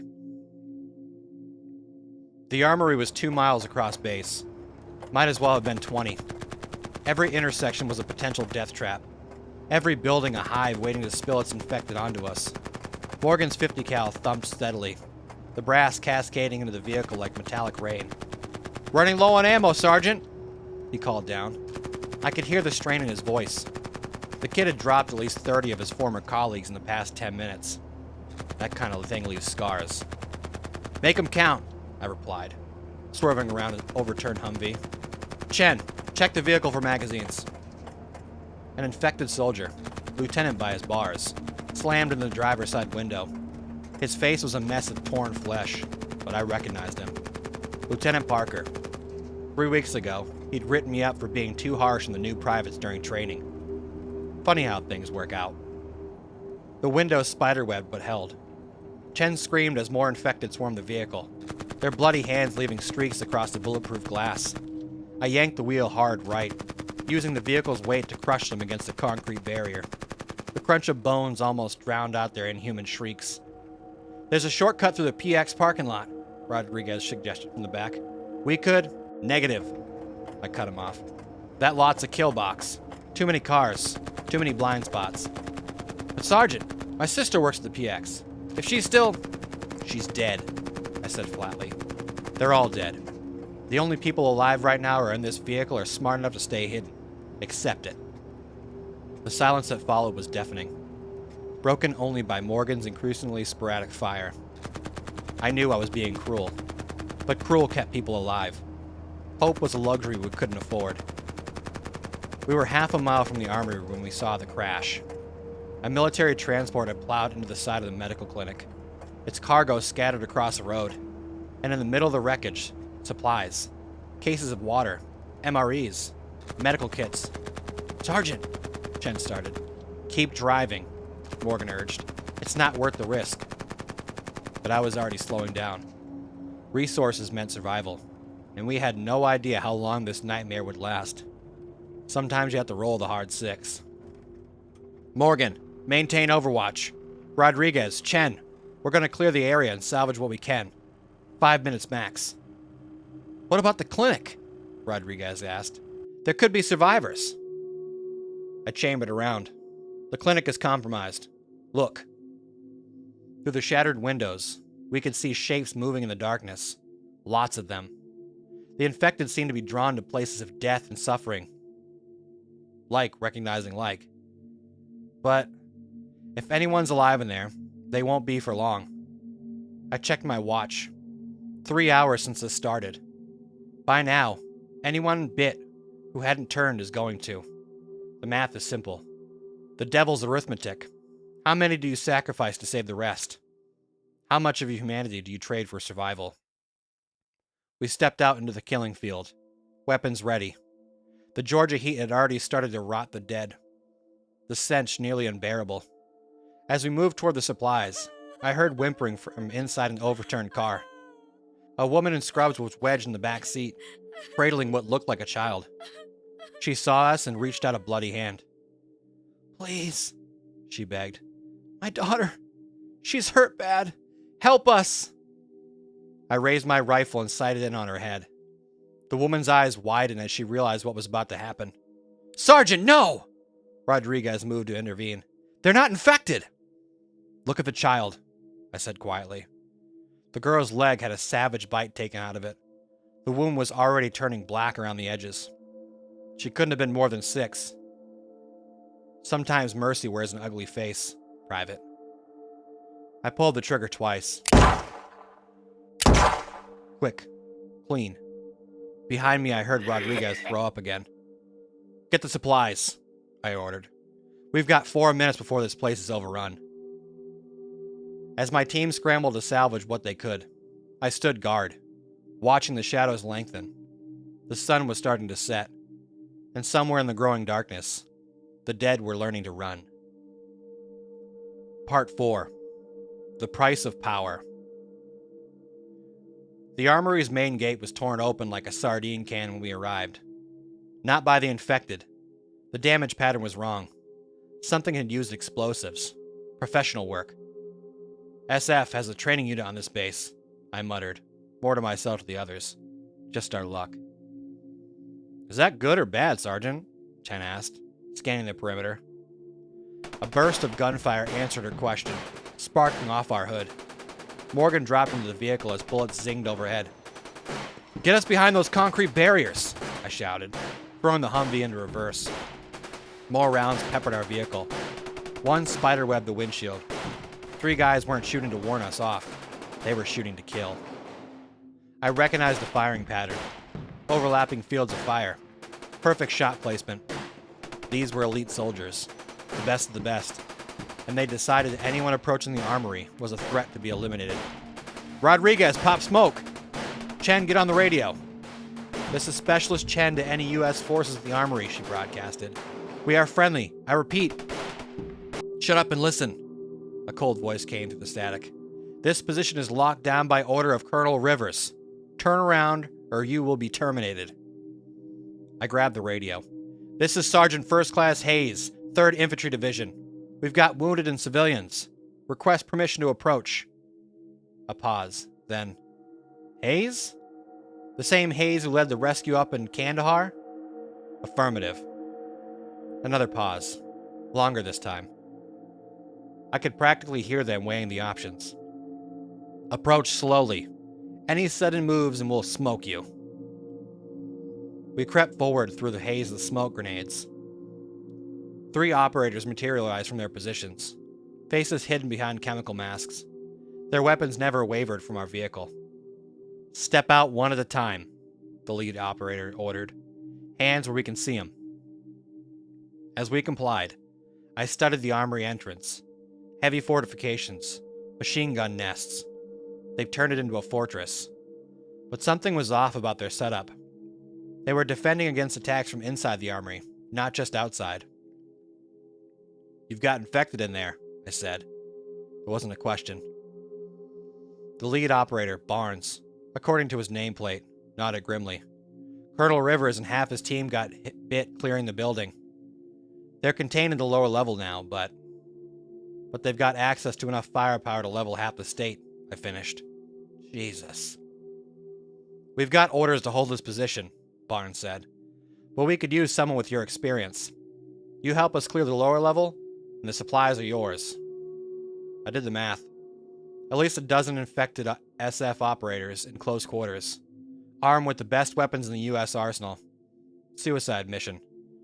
But those supplies. What's the catch? Barnes hesitated. Colonel Rivers. He's still alive. Infected but alive. He's ordered us not to terminate him or his men. Says there might be a cure. There's no cure, I said flatly. You know that. Maybe. But he's still our CO. I looked back at my team. Rodriguez was barely holding it together. Chen looked exhausted. Morgan's hands were shaking from the constant firing. They needed rest. Supplies and a defensible position. The armory offered all 3. Your colonel is going to get everyone killed, I said. You know I'm right. Barnes' grip tightened on his weapon. Your point? I'll help you clear the lower level. But when we find Rivers, I'm putting him down. Him and anyone else who's turned. You want to stop me? Better shoot me now. The operators looked at each other. I could sense the war between duty and survival playing out behind their masks. Finally, Barnes nodded. Rivers would understand. The mission comes first. Always does, I agreed, checking my magazine.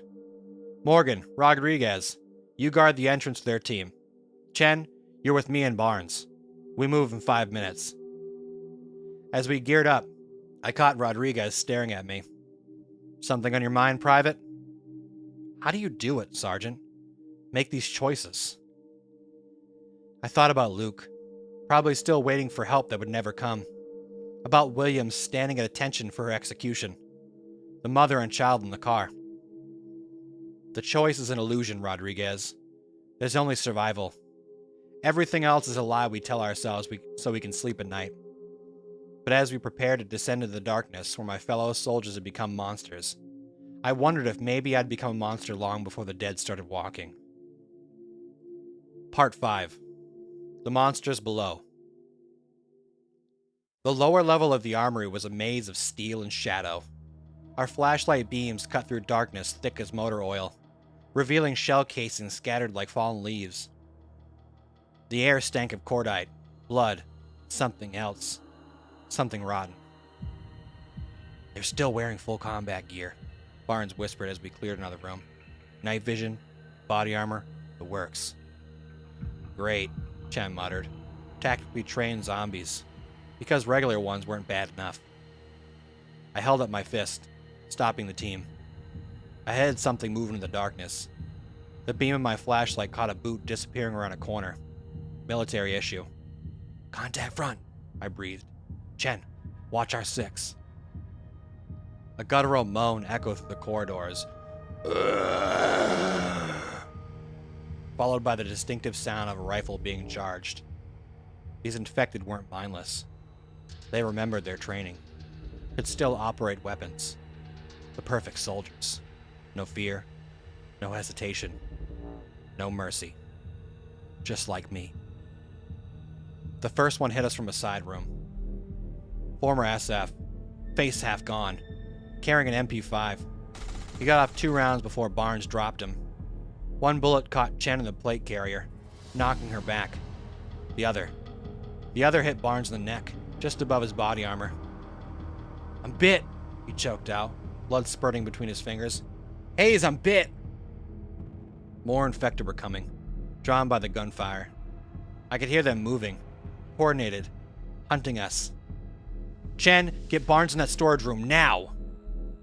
She dragged him inside while I provided cover fire, dropping 2 more infected. Those ones were fresh, still looking almost human. Almost. Lock the door, I ordered, once we were inside. Barnes, how long? He pulled his hand away from his neck. The wound was already turning black at the edges. Minutes, maybe less. He drew his sidearm with a shaking hand. Make it quick, Hayes, like you did with the others. I took his weapon. What's the quickest way to the Armory's command center? Through the firing range, up the back stairs. That's where Rivers is. His breathing was becoming labored. Promise me something. Don't. Promise me you'll burn this place. Everything. Can't let them keep these weapons. I thought about the arsenal stored above us. Enough firepower to wage a small war. In the hands of the infected, it could end what was left of the civilization. I promise.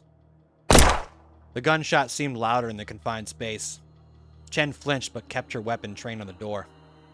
We need a plan, she said. There's at least 8 more infected out there, including Rivers, plus whatever's left of his team.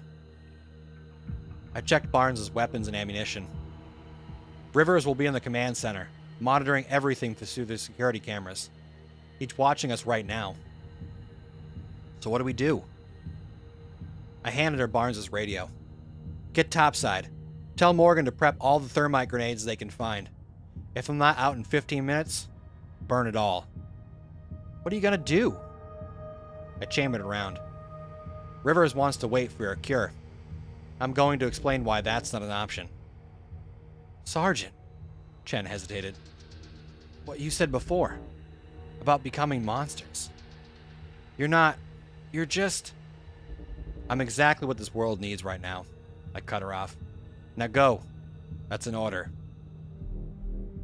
She left through a maintenance hatch, heading for the surface. I waited until her footsteps faded, then keyed my radio. Rivers, I know you can hear me. Remember Kandahar? That village we had to burn to stop the insurgents? You said sometimes we have to do horrible things for the greater good. Static crackled then. Hayes?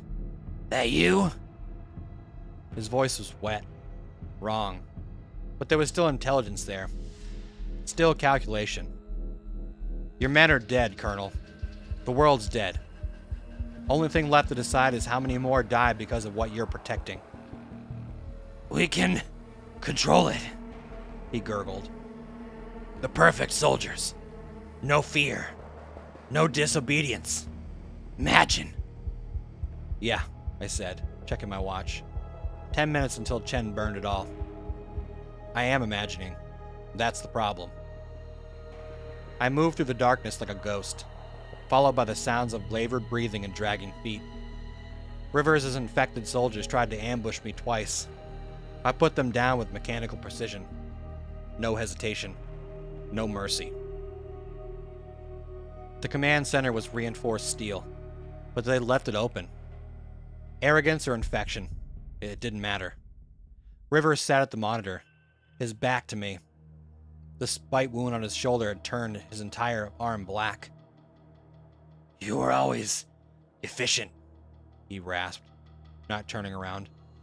"Never let emotions cloud your judgment." "That's why you'll understand," I said, raising my weapon. He spun with inhuman speed, teeth bared, reaching for a sidearm. I put 2 rounds through his head before he cleared the holster.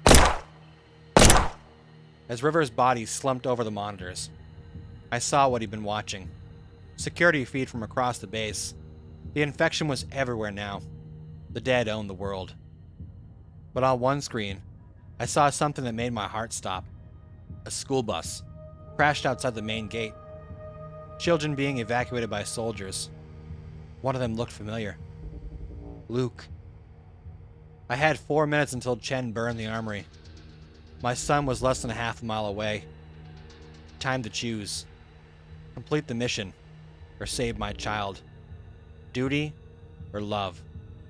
Monster or father. I made my choice. God help us all. The Last Alarm, Part 1. Mark Chen wiped the sweat from his brow as he finished his final equipment check at Fire Station 23. After 16 years of doing this job, the morning routine was muscle memory. What wasn't routine was the unusually high number of medical calls they'd received during the night shift. 3 separate instances of violent assaults with biting. He'd never seen anything like it. "Hey Chen, you seeing this?" Jake, the rookie, called from the back room. The TV news showed footage of chaos unfolding downtown. People running, screaming, police cordons everywhere. The anchor's voice trembled as she reported. "Unprecedented levels of violence and multiple casualties." The station alarm blared before Mark could process what he was seeing. "Engine 23, Rescue 23, respond to Madison Elementary School. Multiple casualties reported. Code 3. Mark's stomach dropped. His daughter Emma was at Madison Elementary. The engine sirens wailed as they tore through the morning traffic.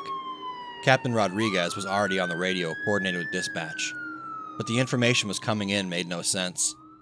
Reports of mass hysteria, attacking students, teachers barricading themselves in classrooms. They pulled up to the absolute chaos. Parents screaming outside the school gates, blood stained the playground equipment, and through the large windows of the cafeteria, Mark saw something that defied explanation. Children and staff moving with unnaturally jerky motions, their faces bloody, pursuing others who were desperately trying to escape. "Chen, Harris, do a sweep of the East Wing. Full PPE. Be ready for anything," Rodriguez ordered. "Jake, Murray, West Wing. Everyone maintain radio contact." Mark pulled on his turnout gear and breathing apparatus with shaking hands. As he approached the school entrance, a teacher stumbled out, clutching her bleeding neck. "Don't let them bite you," she gasped before collapsing. The school halls were eerily quiet, except for the distant screams and the rhythmic thud of his boots. Every classroom door was closed. Some had chairs wedged under handles. Others showed signs of being broken open from the outside. "Emma," he whispered. "Hold on, baby. Daddy's coming." He turned a corner and froze. A group of what used to be 6th graders shuffled toward him, their clothes soaked in blood, jaws snapping. Behind them lay the partially devoured body of the school security guard. His radio crackled. "Chen, report status." But Mark couldn't speak, because among the approaching creatures, he recognized one wearing a pink backpack with unicorn patches. The one he'd helped Emma decorate just last week. The thing that had been his daughter tilted its head and lurched forward, dead eyes fixed on its next meal. Part 2. Mark's training kicked in before his heart could break. 16 years of running into burning buildings had taught him that hesitation meant death. He backed away from Emma, from what used to be Emma, and keyed his radio. Multiple hostile subjects in the East Wing. Harrison, fall back to the main entrance. Captain, we need immediate evacuation of all barricaded classrooms. These kids there... His voice cracked. They're gone. They're all gone. The shuffling grew closer. Emma's pink backpack bobbing with each jerky step. Mark retreated down the hallway, his mind racing. Through his mask, he could hear their collective rasping, a sound no human throat should make. Copy that, Chen, Rodriguez responded. We've got similar situations throughout the building. Police are 10 minutes out, but... Shh! Interrupted the transmission. In the background, Mark heard screaming. A door burst open behind him. Harrison's voice rang out. Chen, duck! Mark dropped as Harrison unleashed a blast from a fire extinguisher. The CO2 cloud hit the infected students, but they walked through it unfazed, their dead eyes fixed on fresh prey. Inside, now! Mark grabbed Harrison's turnout gear and yanked him into an empty classroom. They slammed the door shut and shoved the teacher's desk against it. Through the door's window, empty faces pressed against the glass, jaws working mechanically. What the hell are we seeing? Harrison's breath came in ragged gasps. I just saw Mrs. Peterson, the librarian, take a bite out of Murray's neck when he tried to help her up. He's one of them now. Mark stripped off his mask, conserving air. We need a plan. Rodriguez, do you copy? Only static answered. Jake? Anyone? A piercing scream echoed from somewhere in the building, followed by the distinctive sound of breaking glass. Outside their barricaded door, some of the infected shuffled away toward the new noise, but Emma remained, pressing against the glass, her blood-stained fingers leaving streaks. The gym, Harrison whispered. It has those emergency exit with the crash bars. If any survivors made it there. Mark nodded, pulling out his phone. No signal. We need to get these kids out, the ones still alive. But first, he looked at Emma's face through the glass, remembering her laugh, her smile, the way she'd hugged him after every shift. First, I need you to promise me something. Harrison met his gaze. Anything. If I don't make it, find my wife Sarah. She's at work at Memorial Hospital. Tell her about Emma. Tell her I tried. Harrison gripped Mark's shoulder. Tell her yourself. We're both getting out of here. The sound of splintering wood drew their attention. The desk was starting to move. Ready? Mark pulled his mask back on and gripped his Halligan bar. We go on 3. Stay together. Head for the gym. Anyone attacking gets pushed back. Hard. We can't help them once they're turned. Harrison readied his extinguisher. Those aren't kids anymore, Mark. Remember that. Mark took one last look at what remained of his daughter. 1. The desk scraped against the floor. 2. Fingers pushed through the widening gap. 3! Part 3. The door exploded outward as Mark and Harrison charged through. The Halligan tool swept in a wide arc, pushing back the infected students. Emma stumbled and fell. Her small body crumpled unnaturally against the lockers. Mark forced himself not to look back. Left! Harrison shouted, blasting another cloud of CO2 at an approaching group of teachers. Their skin had taken on a grayish tinge, veins black and prominent against their flesh. They rounded the corner toward the gymnasium, boots squeaking on the blood-slicked linoleum. A fire alarm blared somewhere in the distance, its steady rhythm mixing with the moans of the infected. Help! Please, somebody, help! The cry came from the supply closet they just passed. Mark skidded to a stop. Harrison, cover me! He wrenched open the door to find 3 children and a teacher huddled inside. The teacher clutched her arm, which was wrapped in a makeshift bandage fashioned by a gym shirt. Blood had already soaked through them. Miss Warner? Mark recognized her from Emma's parent-teacher conferences. We need to move, now. She shook her head. tears streaming down her face. "I'm bit, but please, take them." She pushed the children forward. "They've been here since it started. They're clean." The kids, none older than 10, stared up at Mark with terrified eyes. Behind him, Harrison grunted as he held back another wave of infected with the extinguisher. "Running low on CO2, Harrison warned. "Miss Warner, we can help you," Mark stated, but she cut him off. "No, I can feel it. Fever. The hunger. Just..." She pushed a small notepad into his hand. "Their parents' numbers. Promise me." A crash echoed from down the hall. More infected breaking through barricaded doors. Miss Warner's eyes had started to glaze over, her breathing becoming ragged. "Go," she whispered, then slammed the closet door shut from the inside. "This way, kids. Stay between us." Mark shepherded them toward the gym, Harrison bringing up the rear. They could hear Miss Warner beginning to scream behind the closed door, a sound that transformed halfway through into something inhuman. The gymnasium doors loomed ahead. The small windows, Mark could see movement inside. But were they survivors or infected? "Chen!" Harrison's voice was desperate. "We've got incoming!" Mark turned to see a horrifying sight. Every door along the hallways was bursting open, infected students and staff pouring out, and leading them, moving faster than the others, was Emma. Her dead eyes seemed to track him with terrible intelligence. The kids were crying now, clinging to Mark's turnout gear. Harrison's extinguisher sputtered and died. "Mark, what's the play here?"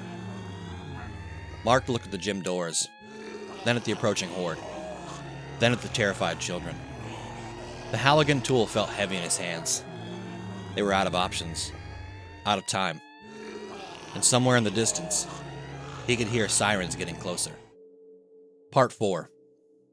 The Halligan tool slammed into the gym's door's crash bar with enough force to snap the internal mechanism. Mark shouldered through, Harrison herding the children close behind. The scene inside made them freeze. Captain Rodriguez stood atop the bleachers with a fire axe, protecting a group of survivors. Maybe 20 students and teachers. Jake's body lay at the bottom of the bleachers, still twitching as it turned. Blood dripped from the basketball hoops like morning dew. "Chen! Harrison! Up here, now!" Rodriguez's voice carried over the chaos. More infected were scattered throughout the gym, clawing their way up the retracted bleachers while survivors kicked them back. "Move, move!" Mark pushed the children forward toward the bleachers. One little boy stumbled, and Mark scooped him up without breaking stride. Behind them, the gym doors burst open as Emma and her horde poured in.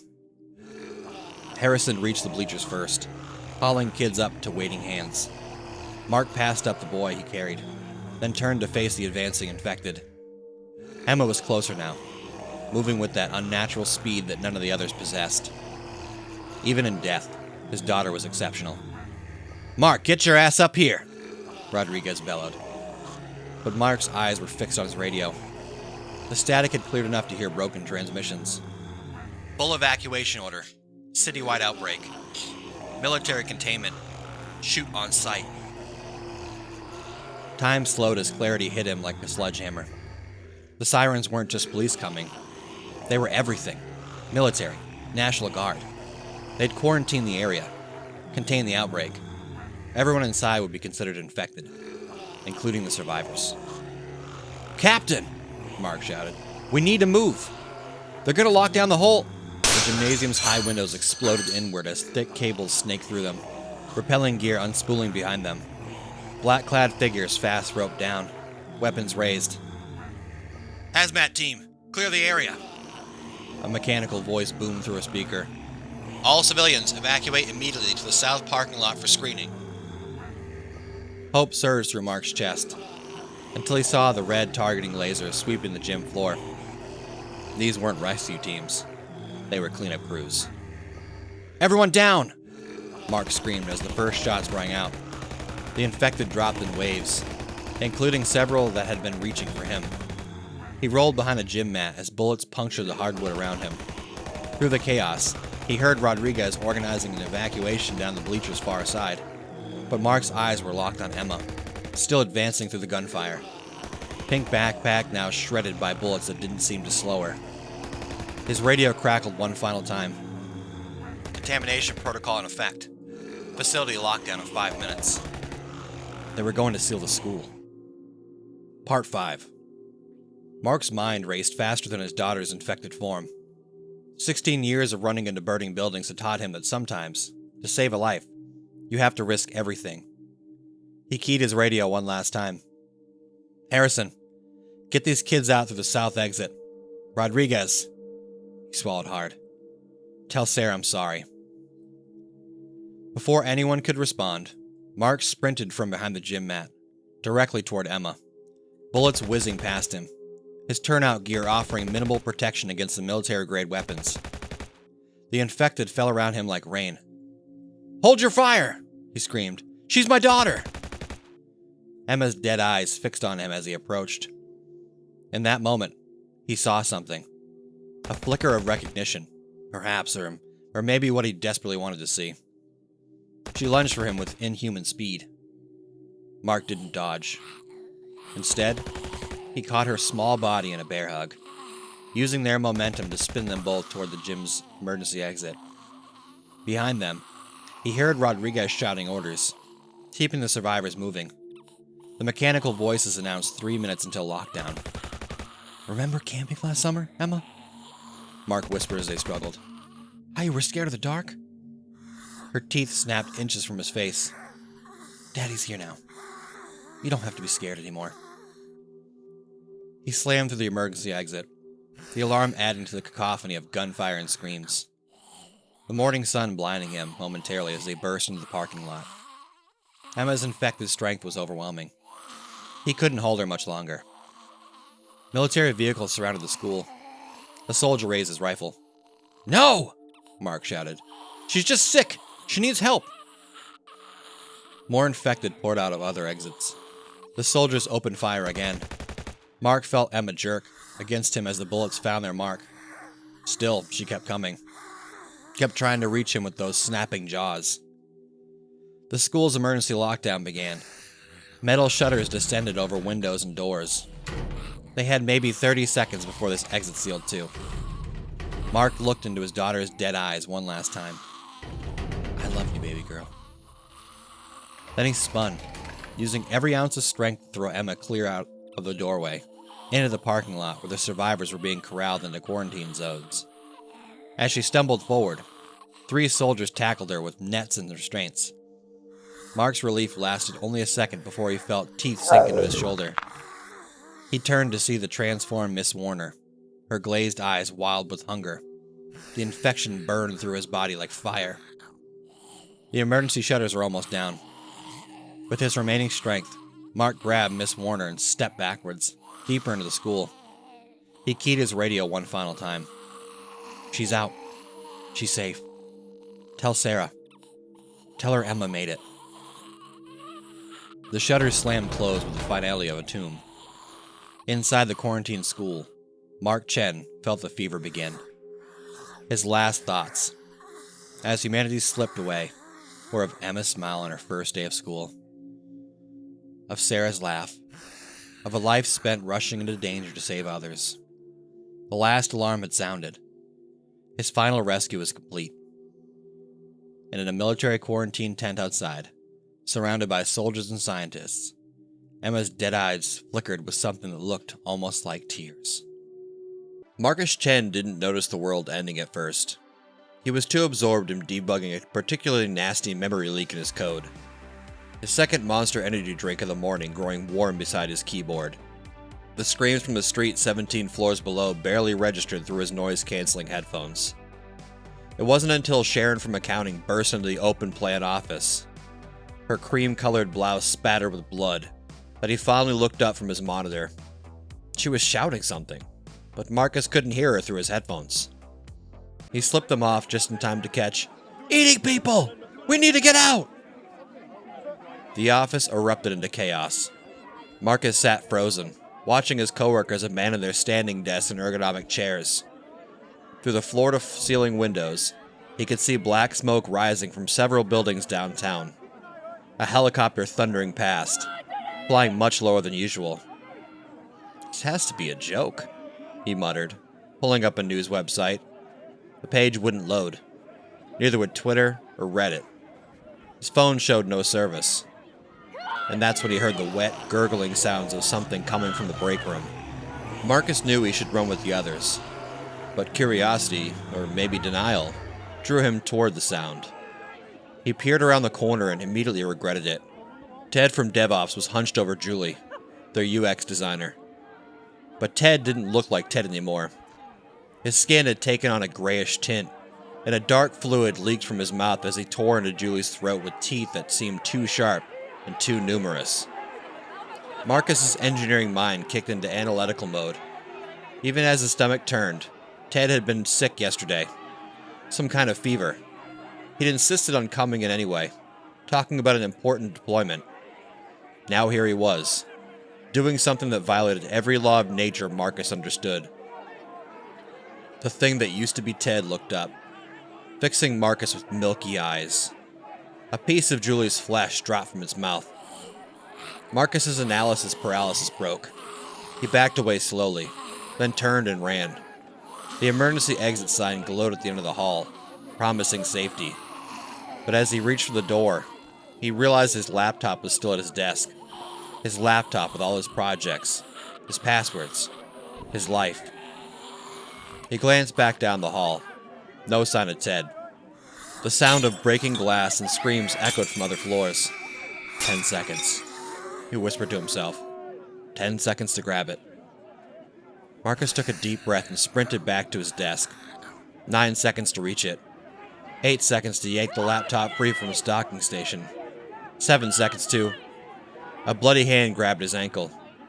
Julie, well, what remained of Julie, had crawled under the desks. Her head twisted at an impossible angle as she pulled herself toward him, jaw snapping. Marcus didn't hesitate. He brought his other foot down hard on her fingers, feeling bones crack as her grip loosened. He snatched his laptop bag and ran. This time, he didn't look back. He burst into the stairwell, heart pounding. 16 floors to ground level. The sounds of panic echoed both above and below her. His watch showed 9:47 a.m.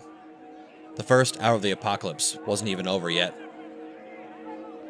The stairwell echoed with footsteps and screams, a cacophony of panic amplified by concrete and steel. Marcus Chen took the steps 2 at a time, laptop bag thumping against his back. His thighs burned. He was seriously regretting all those skipped gym sessions. Somewhere above, a door banged open. The wet, guttural sounds he'd heard from Ted filtered down the stairwell. Marcus forced himself to move faster. He passed the 12th floor landing, nearly colliding with a man in a tailored suit who burst through the door. The man's eyes were wide, unfocused. "They've got the elevators," he gasped, clutching Marcus's arms. "Trapped! People inside!" Marcus shook him off and kept moving. He couldn't afford to stop. His mind raced through variables like he was debugging code. Stairwell equals current underscore safe underscore route. Elevators equal death trap underscore trap. Ground underscore floor equals target. Variables underscore unknown equal everything underscore else. 9th floor. The sounds of breaking glass and screams grew louder. Through the door's window, he caught glimpses of office workers fighting with their former colleagues. One woman was desperately trying to hold a conference room door shut as gray hands reached through the gap. 6th floor. The stairwell was more crowded now. A teenage custodian passed him, taking the stairs even faster. An elderly accountant struggling to keep up with the crowd, breathing heavily. Marcus slowed just enough to help her down a few flights, his hand supporting her elbow. She thanked him breathlessly, before her son appeared and took over. 4th floor. The crowd bottlenecked. Someone had fallen, causing others to trip. Marcus pressed against the wall, squeezing past the human traffic jam. A child was crying somewhere below. The temperature in the stairwell had risen from so many bodies, so much movement, and so much fear. Then came the sound he'd been dreading. Screams from below. Different screams. The kind he'd heard from Julie. "Back up!" someone shouted. "They're coming from the lobby!" The crowd surged backward, crushing Marcus against the railing. Through the press of bodies, he caught glimpses of what was coming. Shuffling figures climbing the stairs with terrible purpose, their movements jerky but relentless. Fresh blood dripping from their mouths, leaving macabre breadcrumbs on the steps. Marcus's engineering mind raced through the problem. The zombies were closing off the ground floor exit. The crowd was blocking the way back up. They were becoming compressed into an increasingly smaller space, and basic physics told him what happened when he kept compressing a system under pressure. He looked at the door to the third floor. It was their only chance. "Third floor!" he shouted, his voice hoarse. "We need to get the third floor!" Few seemed to hear him over the panic. The teenage custodian did, though. Their eyes met in understanding. Together they managed to open the door against the press of bodies. "This way!" the custodian yelled, holding it wide. "Come on!" People began to flow through the gap like a released pressure valve. Marcus helped direct the flow, his hand finding the elderly accountant again, making sure she got through. The infected were getting closer, their bloody footsteps marking their advance. Marcus was one of the last through the door. The custodian let it slam shut behind them, and together they shoved the nearby filing cabinet in front of it. Through the window, they could see the infected reaching the landing, pressing against the door with mindless determination. "I'm Carlos," the custodian said, breathing hard. "Marcus." He checked his watch. 10:13 a.m. "Any idea what's on this floor?" "Marketing," Carlos replied, "and the sky bridge to the parking garage." For the first time since Ted attacked Julie, Marcus felt a glimpse of hope. He'd forgotten about the sky bridge, but his relief was short-lived as screams erupted from the other end of the floor. Apparently, marketing hadn't evacuated. His watch ticked to 10:14 a.m. The second hour was about to begin. The marketing department looked like a war zone.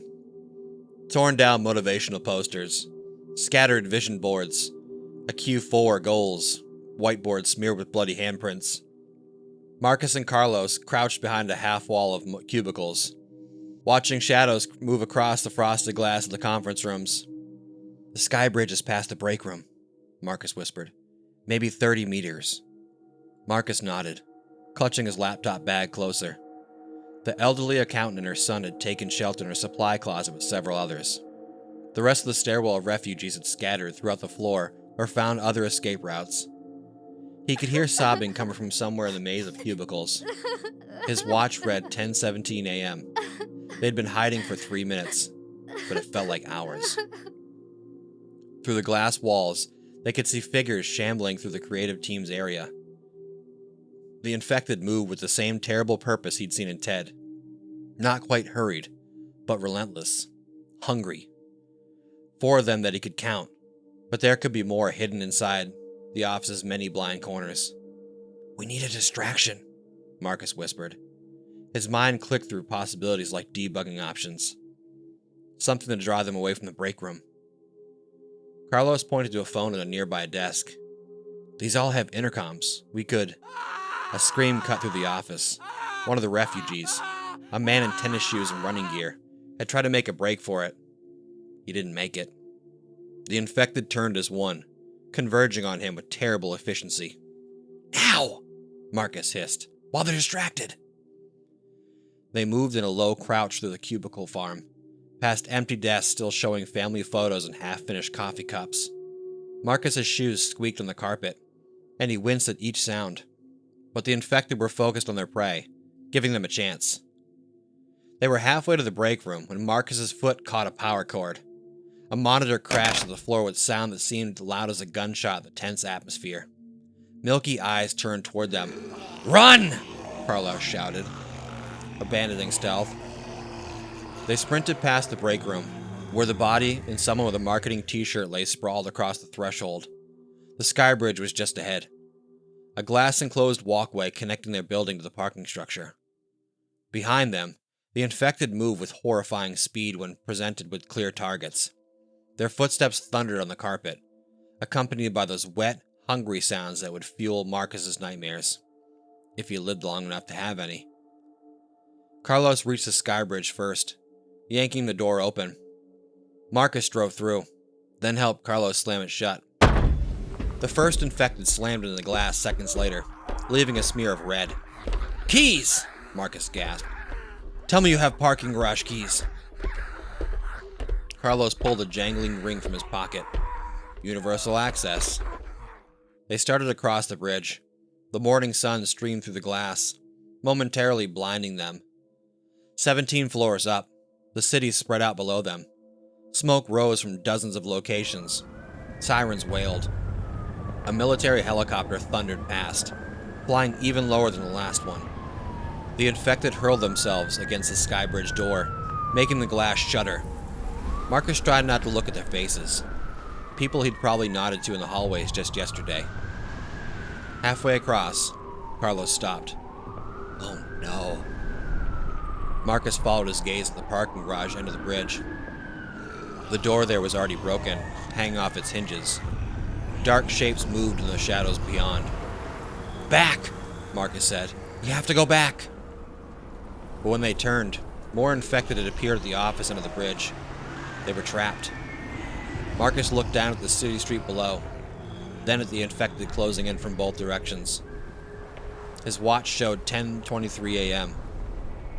"Carlos," he said, his voice steady beside his racing heart.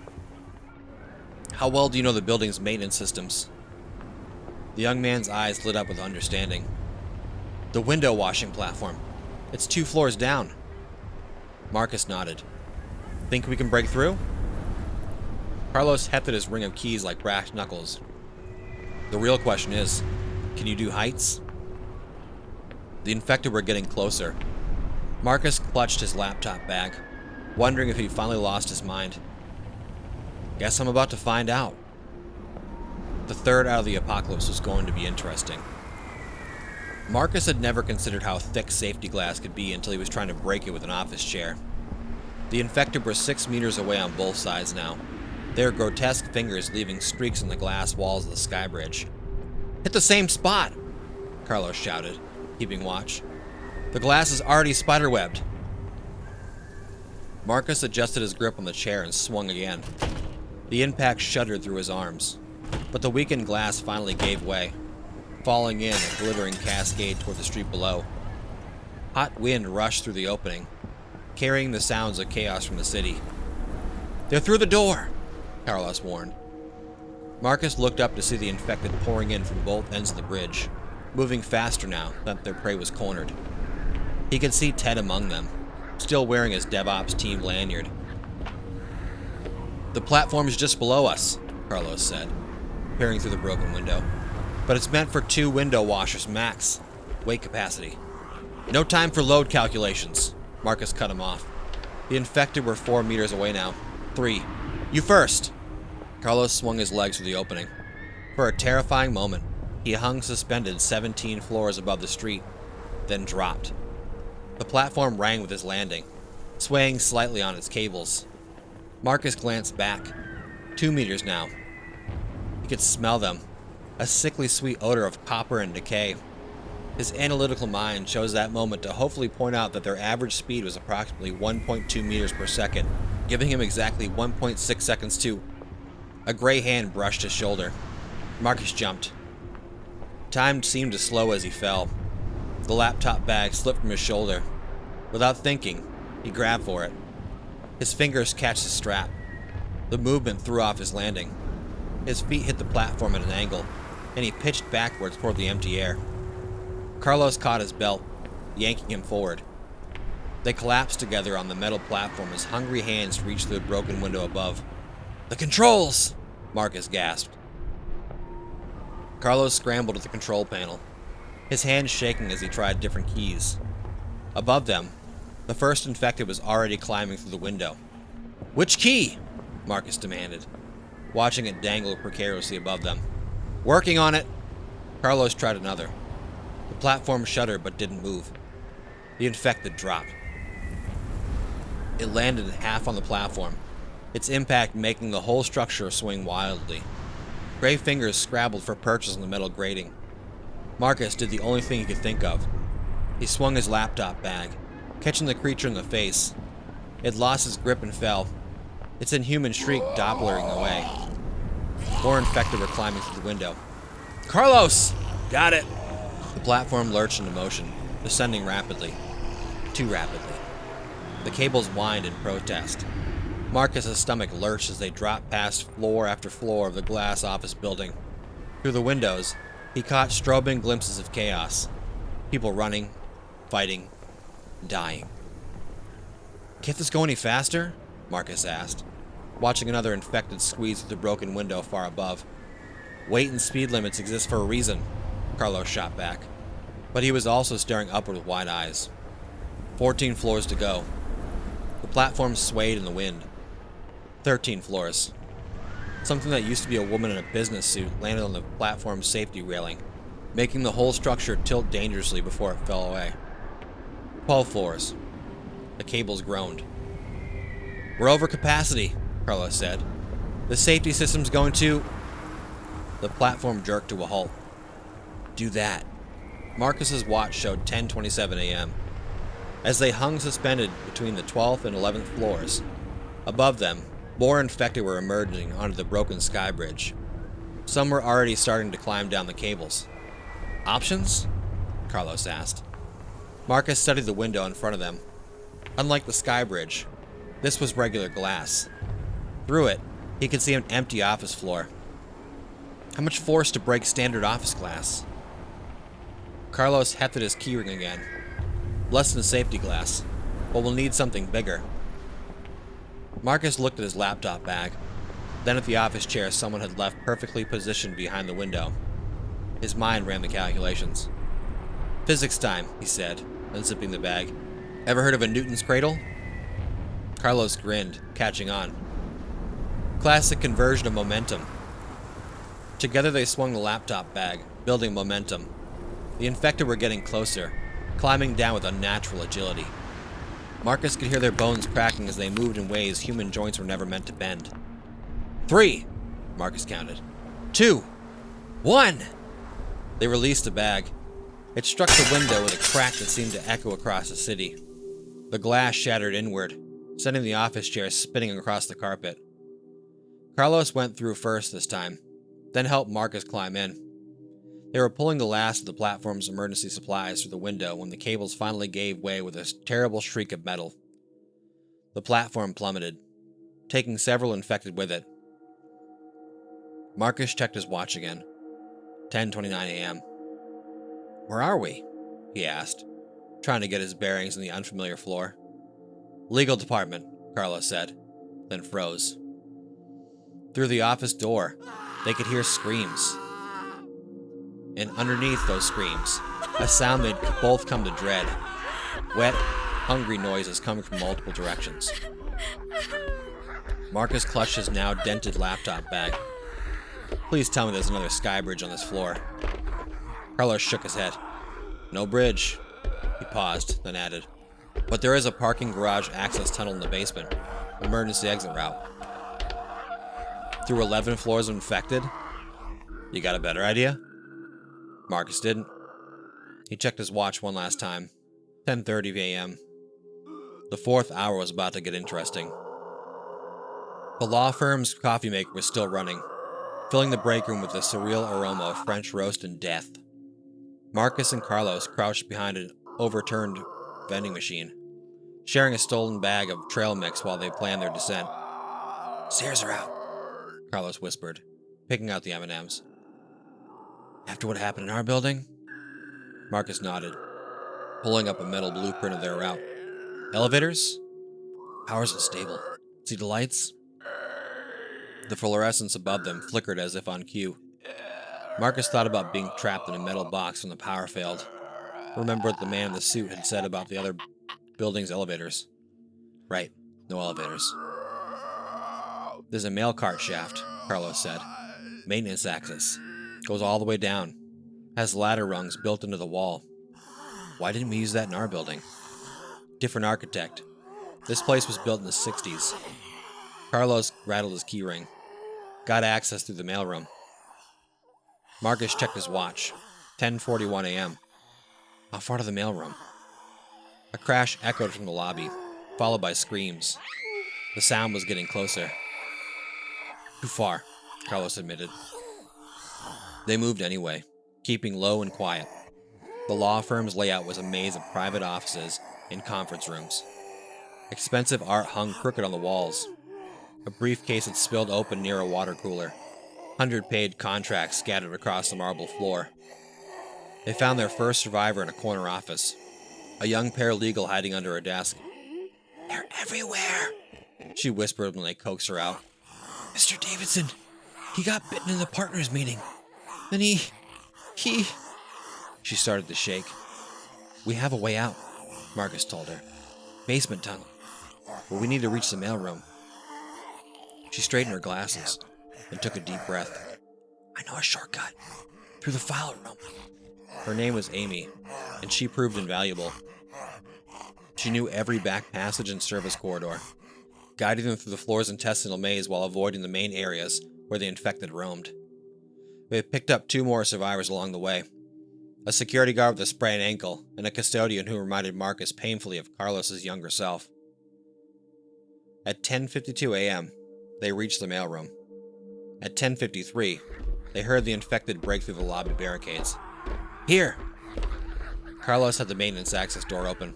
"Ladder solid. I'll go first. Make sure it's clear below." The shaft was narrow, dark, and smelled of old paper. Their footsteps in the metal rungs echoed despite their best efforts at silence. Marcus went last, his laptop bag now stuffed with energy bars and first aid supplies from the guard station. 11 floors. 10. 9. The sounds of pursuit grew more distant. 8. 7. 6. Carlos's keys jingled softly with each step. 5. 4. 3. The power died. They froze in the darkness until the emergency lights sputtered on, casting everything in a red glow. Marcus could see the basement access door below them, just 2 more floors down. Then he heard it, shuffling movements in the shafts above them. The infected had found their trail. "Faster!" he hissed down to the others. They practically slid down the final 2 floors. Carlos reached the basement access first, his keys ready, the lock stuck. Come on, he muttered, trying another key as shadows moved above them. The first infected appeared at the top of their section of ladder, silhouetted against the red emergency lights. In the crimson glow, it looked like something from a nightmare, dropping down the rungs with terrible speed. Carlos's key finally turned. The door swung open, and they piled through in a concrete service tunnel. Their footsteps echoed as they ran, emergency lights painting everything in shades of blood. "Half a kilometer to the parking garage," Carlos gasped. "No other access points. We get through, we can seal it behind us." The infected were gaining. Marcus could hear them dropping into the tunnels, their movements faster now that they were on level ground. His legs burned, his lungs were on fire, but he forced himself to keep pace with the others. 300 meters. 200. The infected were getting closer. 100 meters. The tunnel ended in a heavy fire door. Carlos reached it first, key ready. This time, the lock turned smoothly. They rushed into the parking garage lowest level. The security guard and the custodian slammed the door shut while Carlos and Marcus worked to drop the emergency lockdown gate. The infected reached the door just as the gate crashed down with a final metallic boom. Marcus checked his watch one last time. 11:13 a.m. They weren't safe. Not really. The parking garage would have its own dangers. They'd need food, water, and proper weapons. But they'd survive the first couple hours. They had a defensible position. They had Carlos's knowledge of the building systems. They had Marcus's problem-solving skills. They had Amy's knowledge of the area. They had a chance. "So," Carlos said, breaking the silence as they caught their breath. "Anyone know how to hotwire a car?" Marcus smiled for the first time since that morning. "I think I can figure it out." Behind them, the infected pounded on the door, but the sound was distant now, almost irrelevant. Marcus thought about Ted, about Julie, about all the others they'd lost. He thought about the city above them and about how many other people were fighting their own battles for survival right now. His watch ticked over to 11:14 a.m. He wasn't sure how long they would last, but he knew they would never stop trying. Well, I hope you guys enjoyed that one.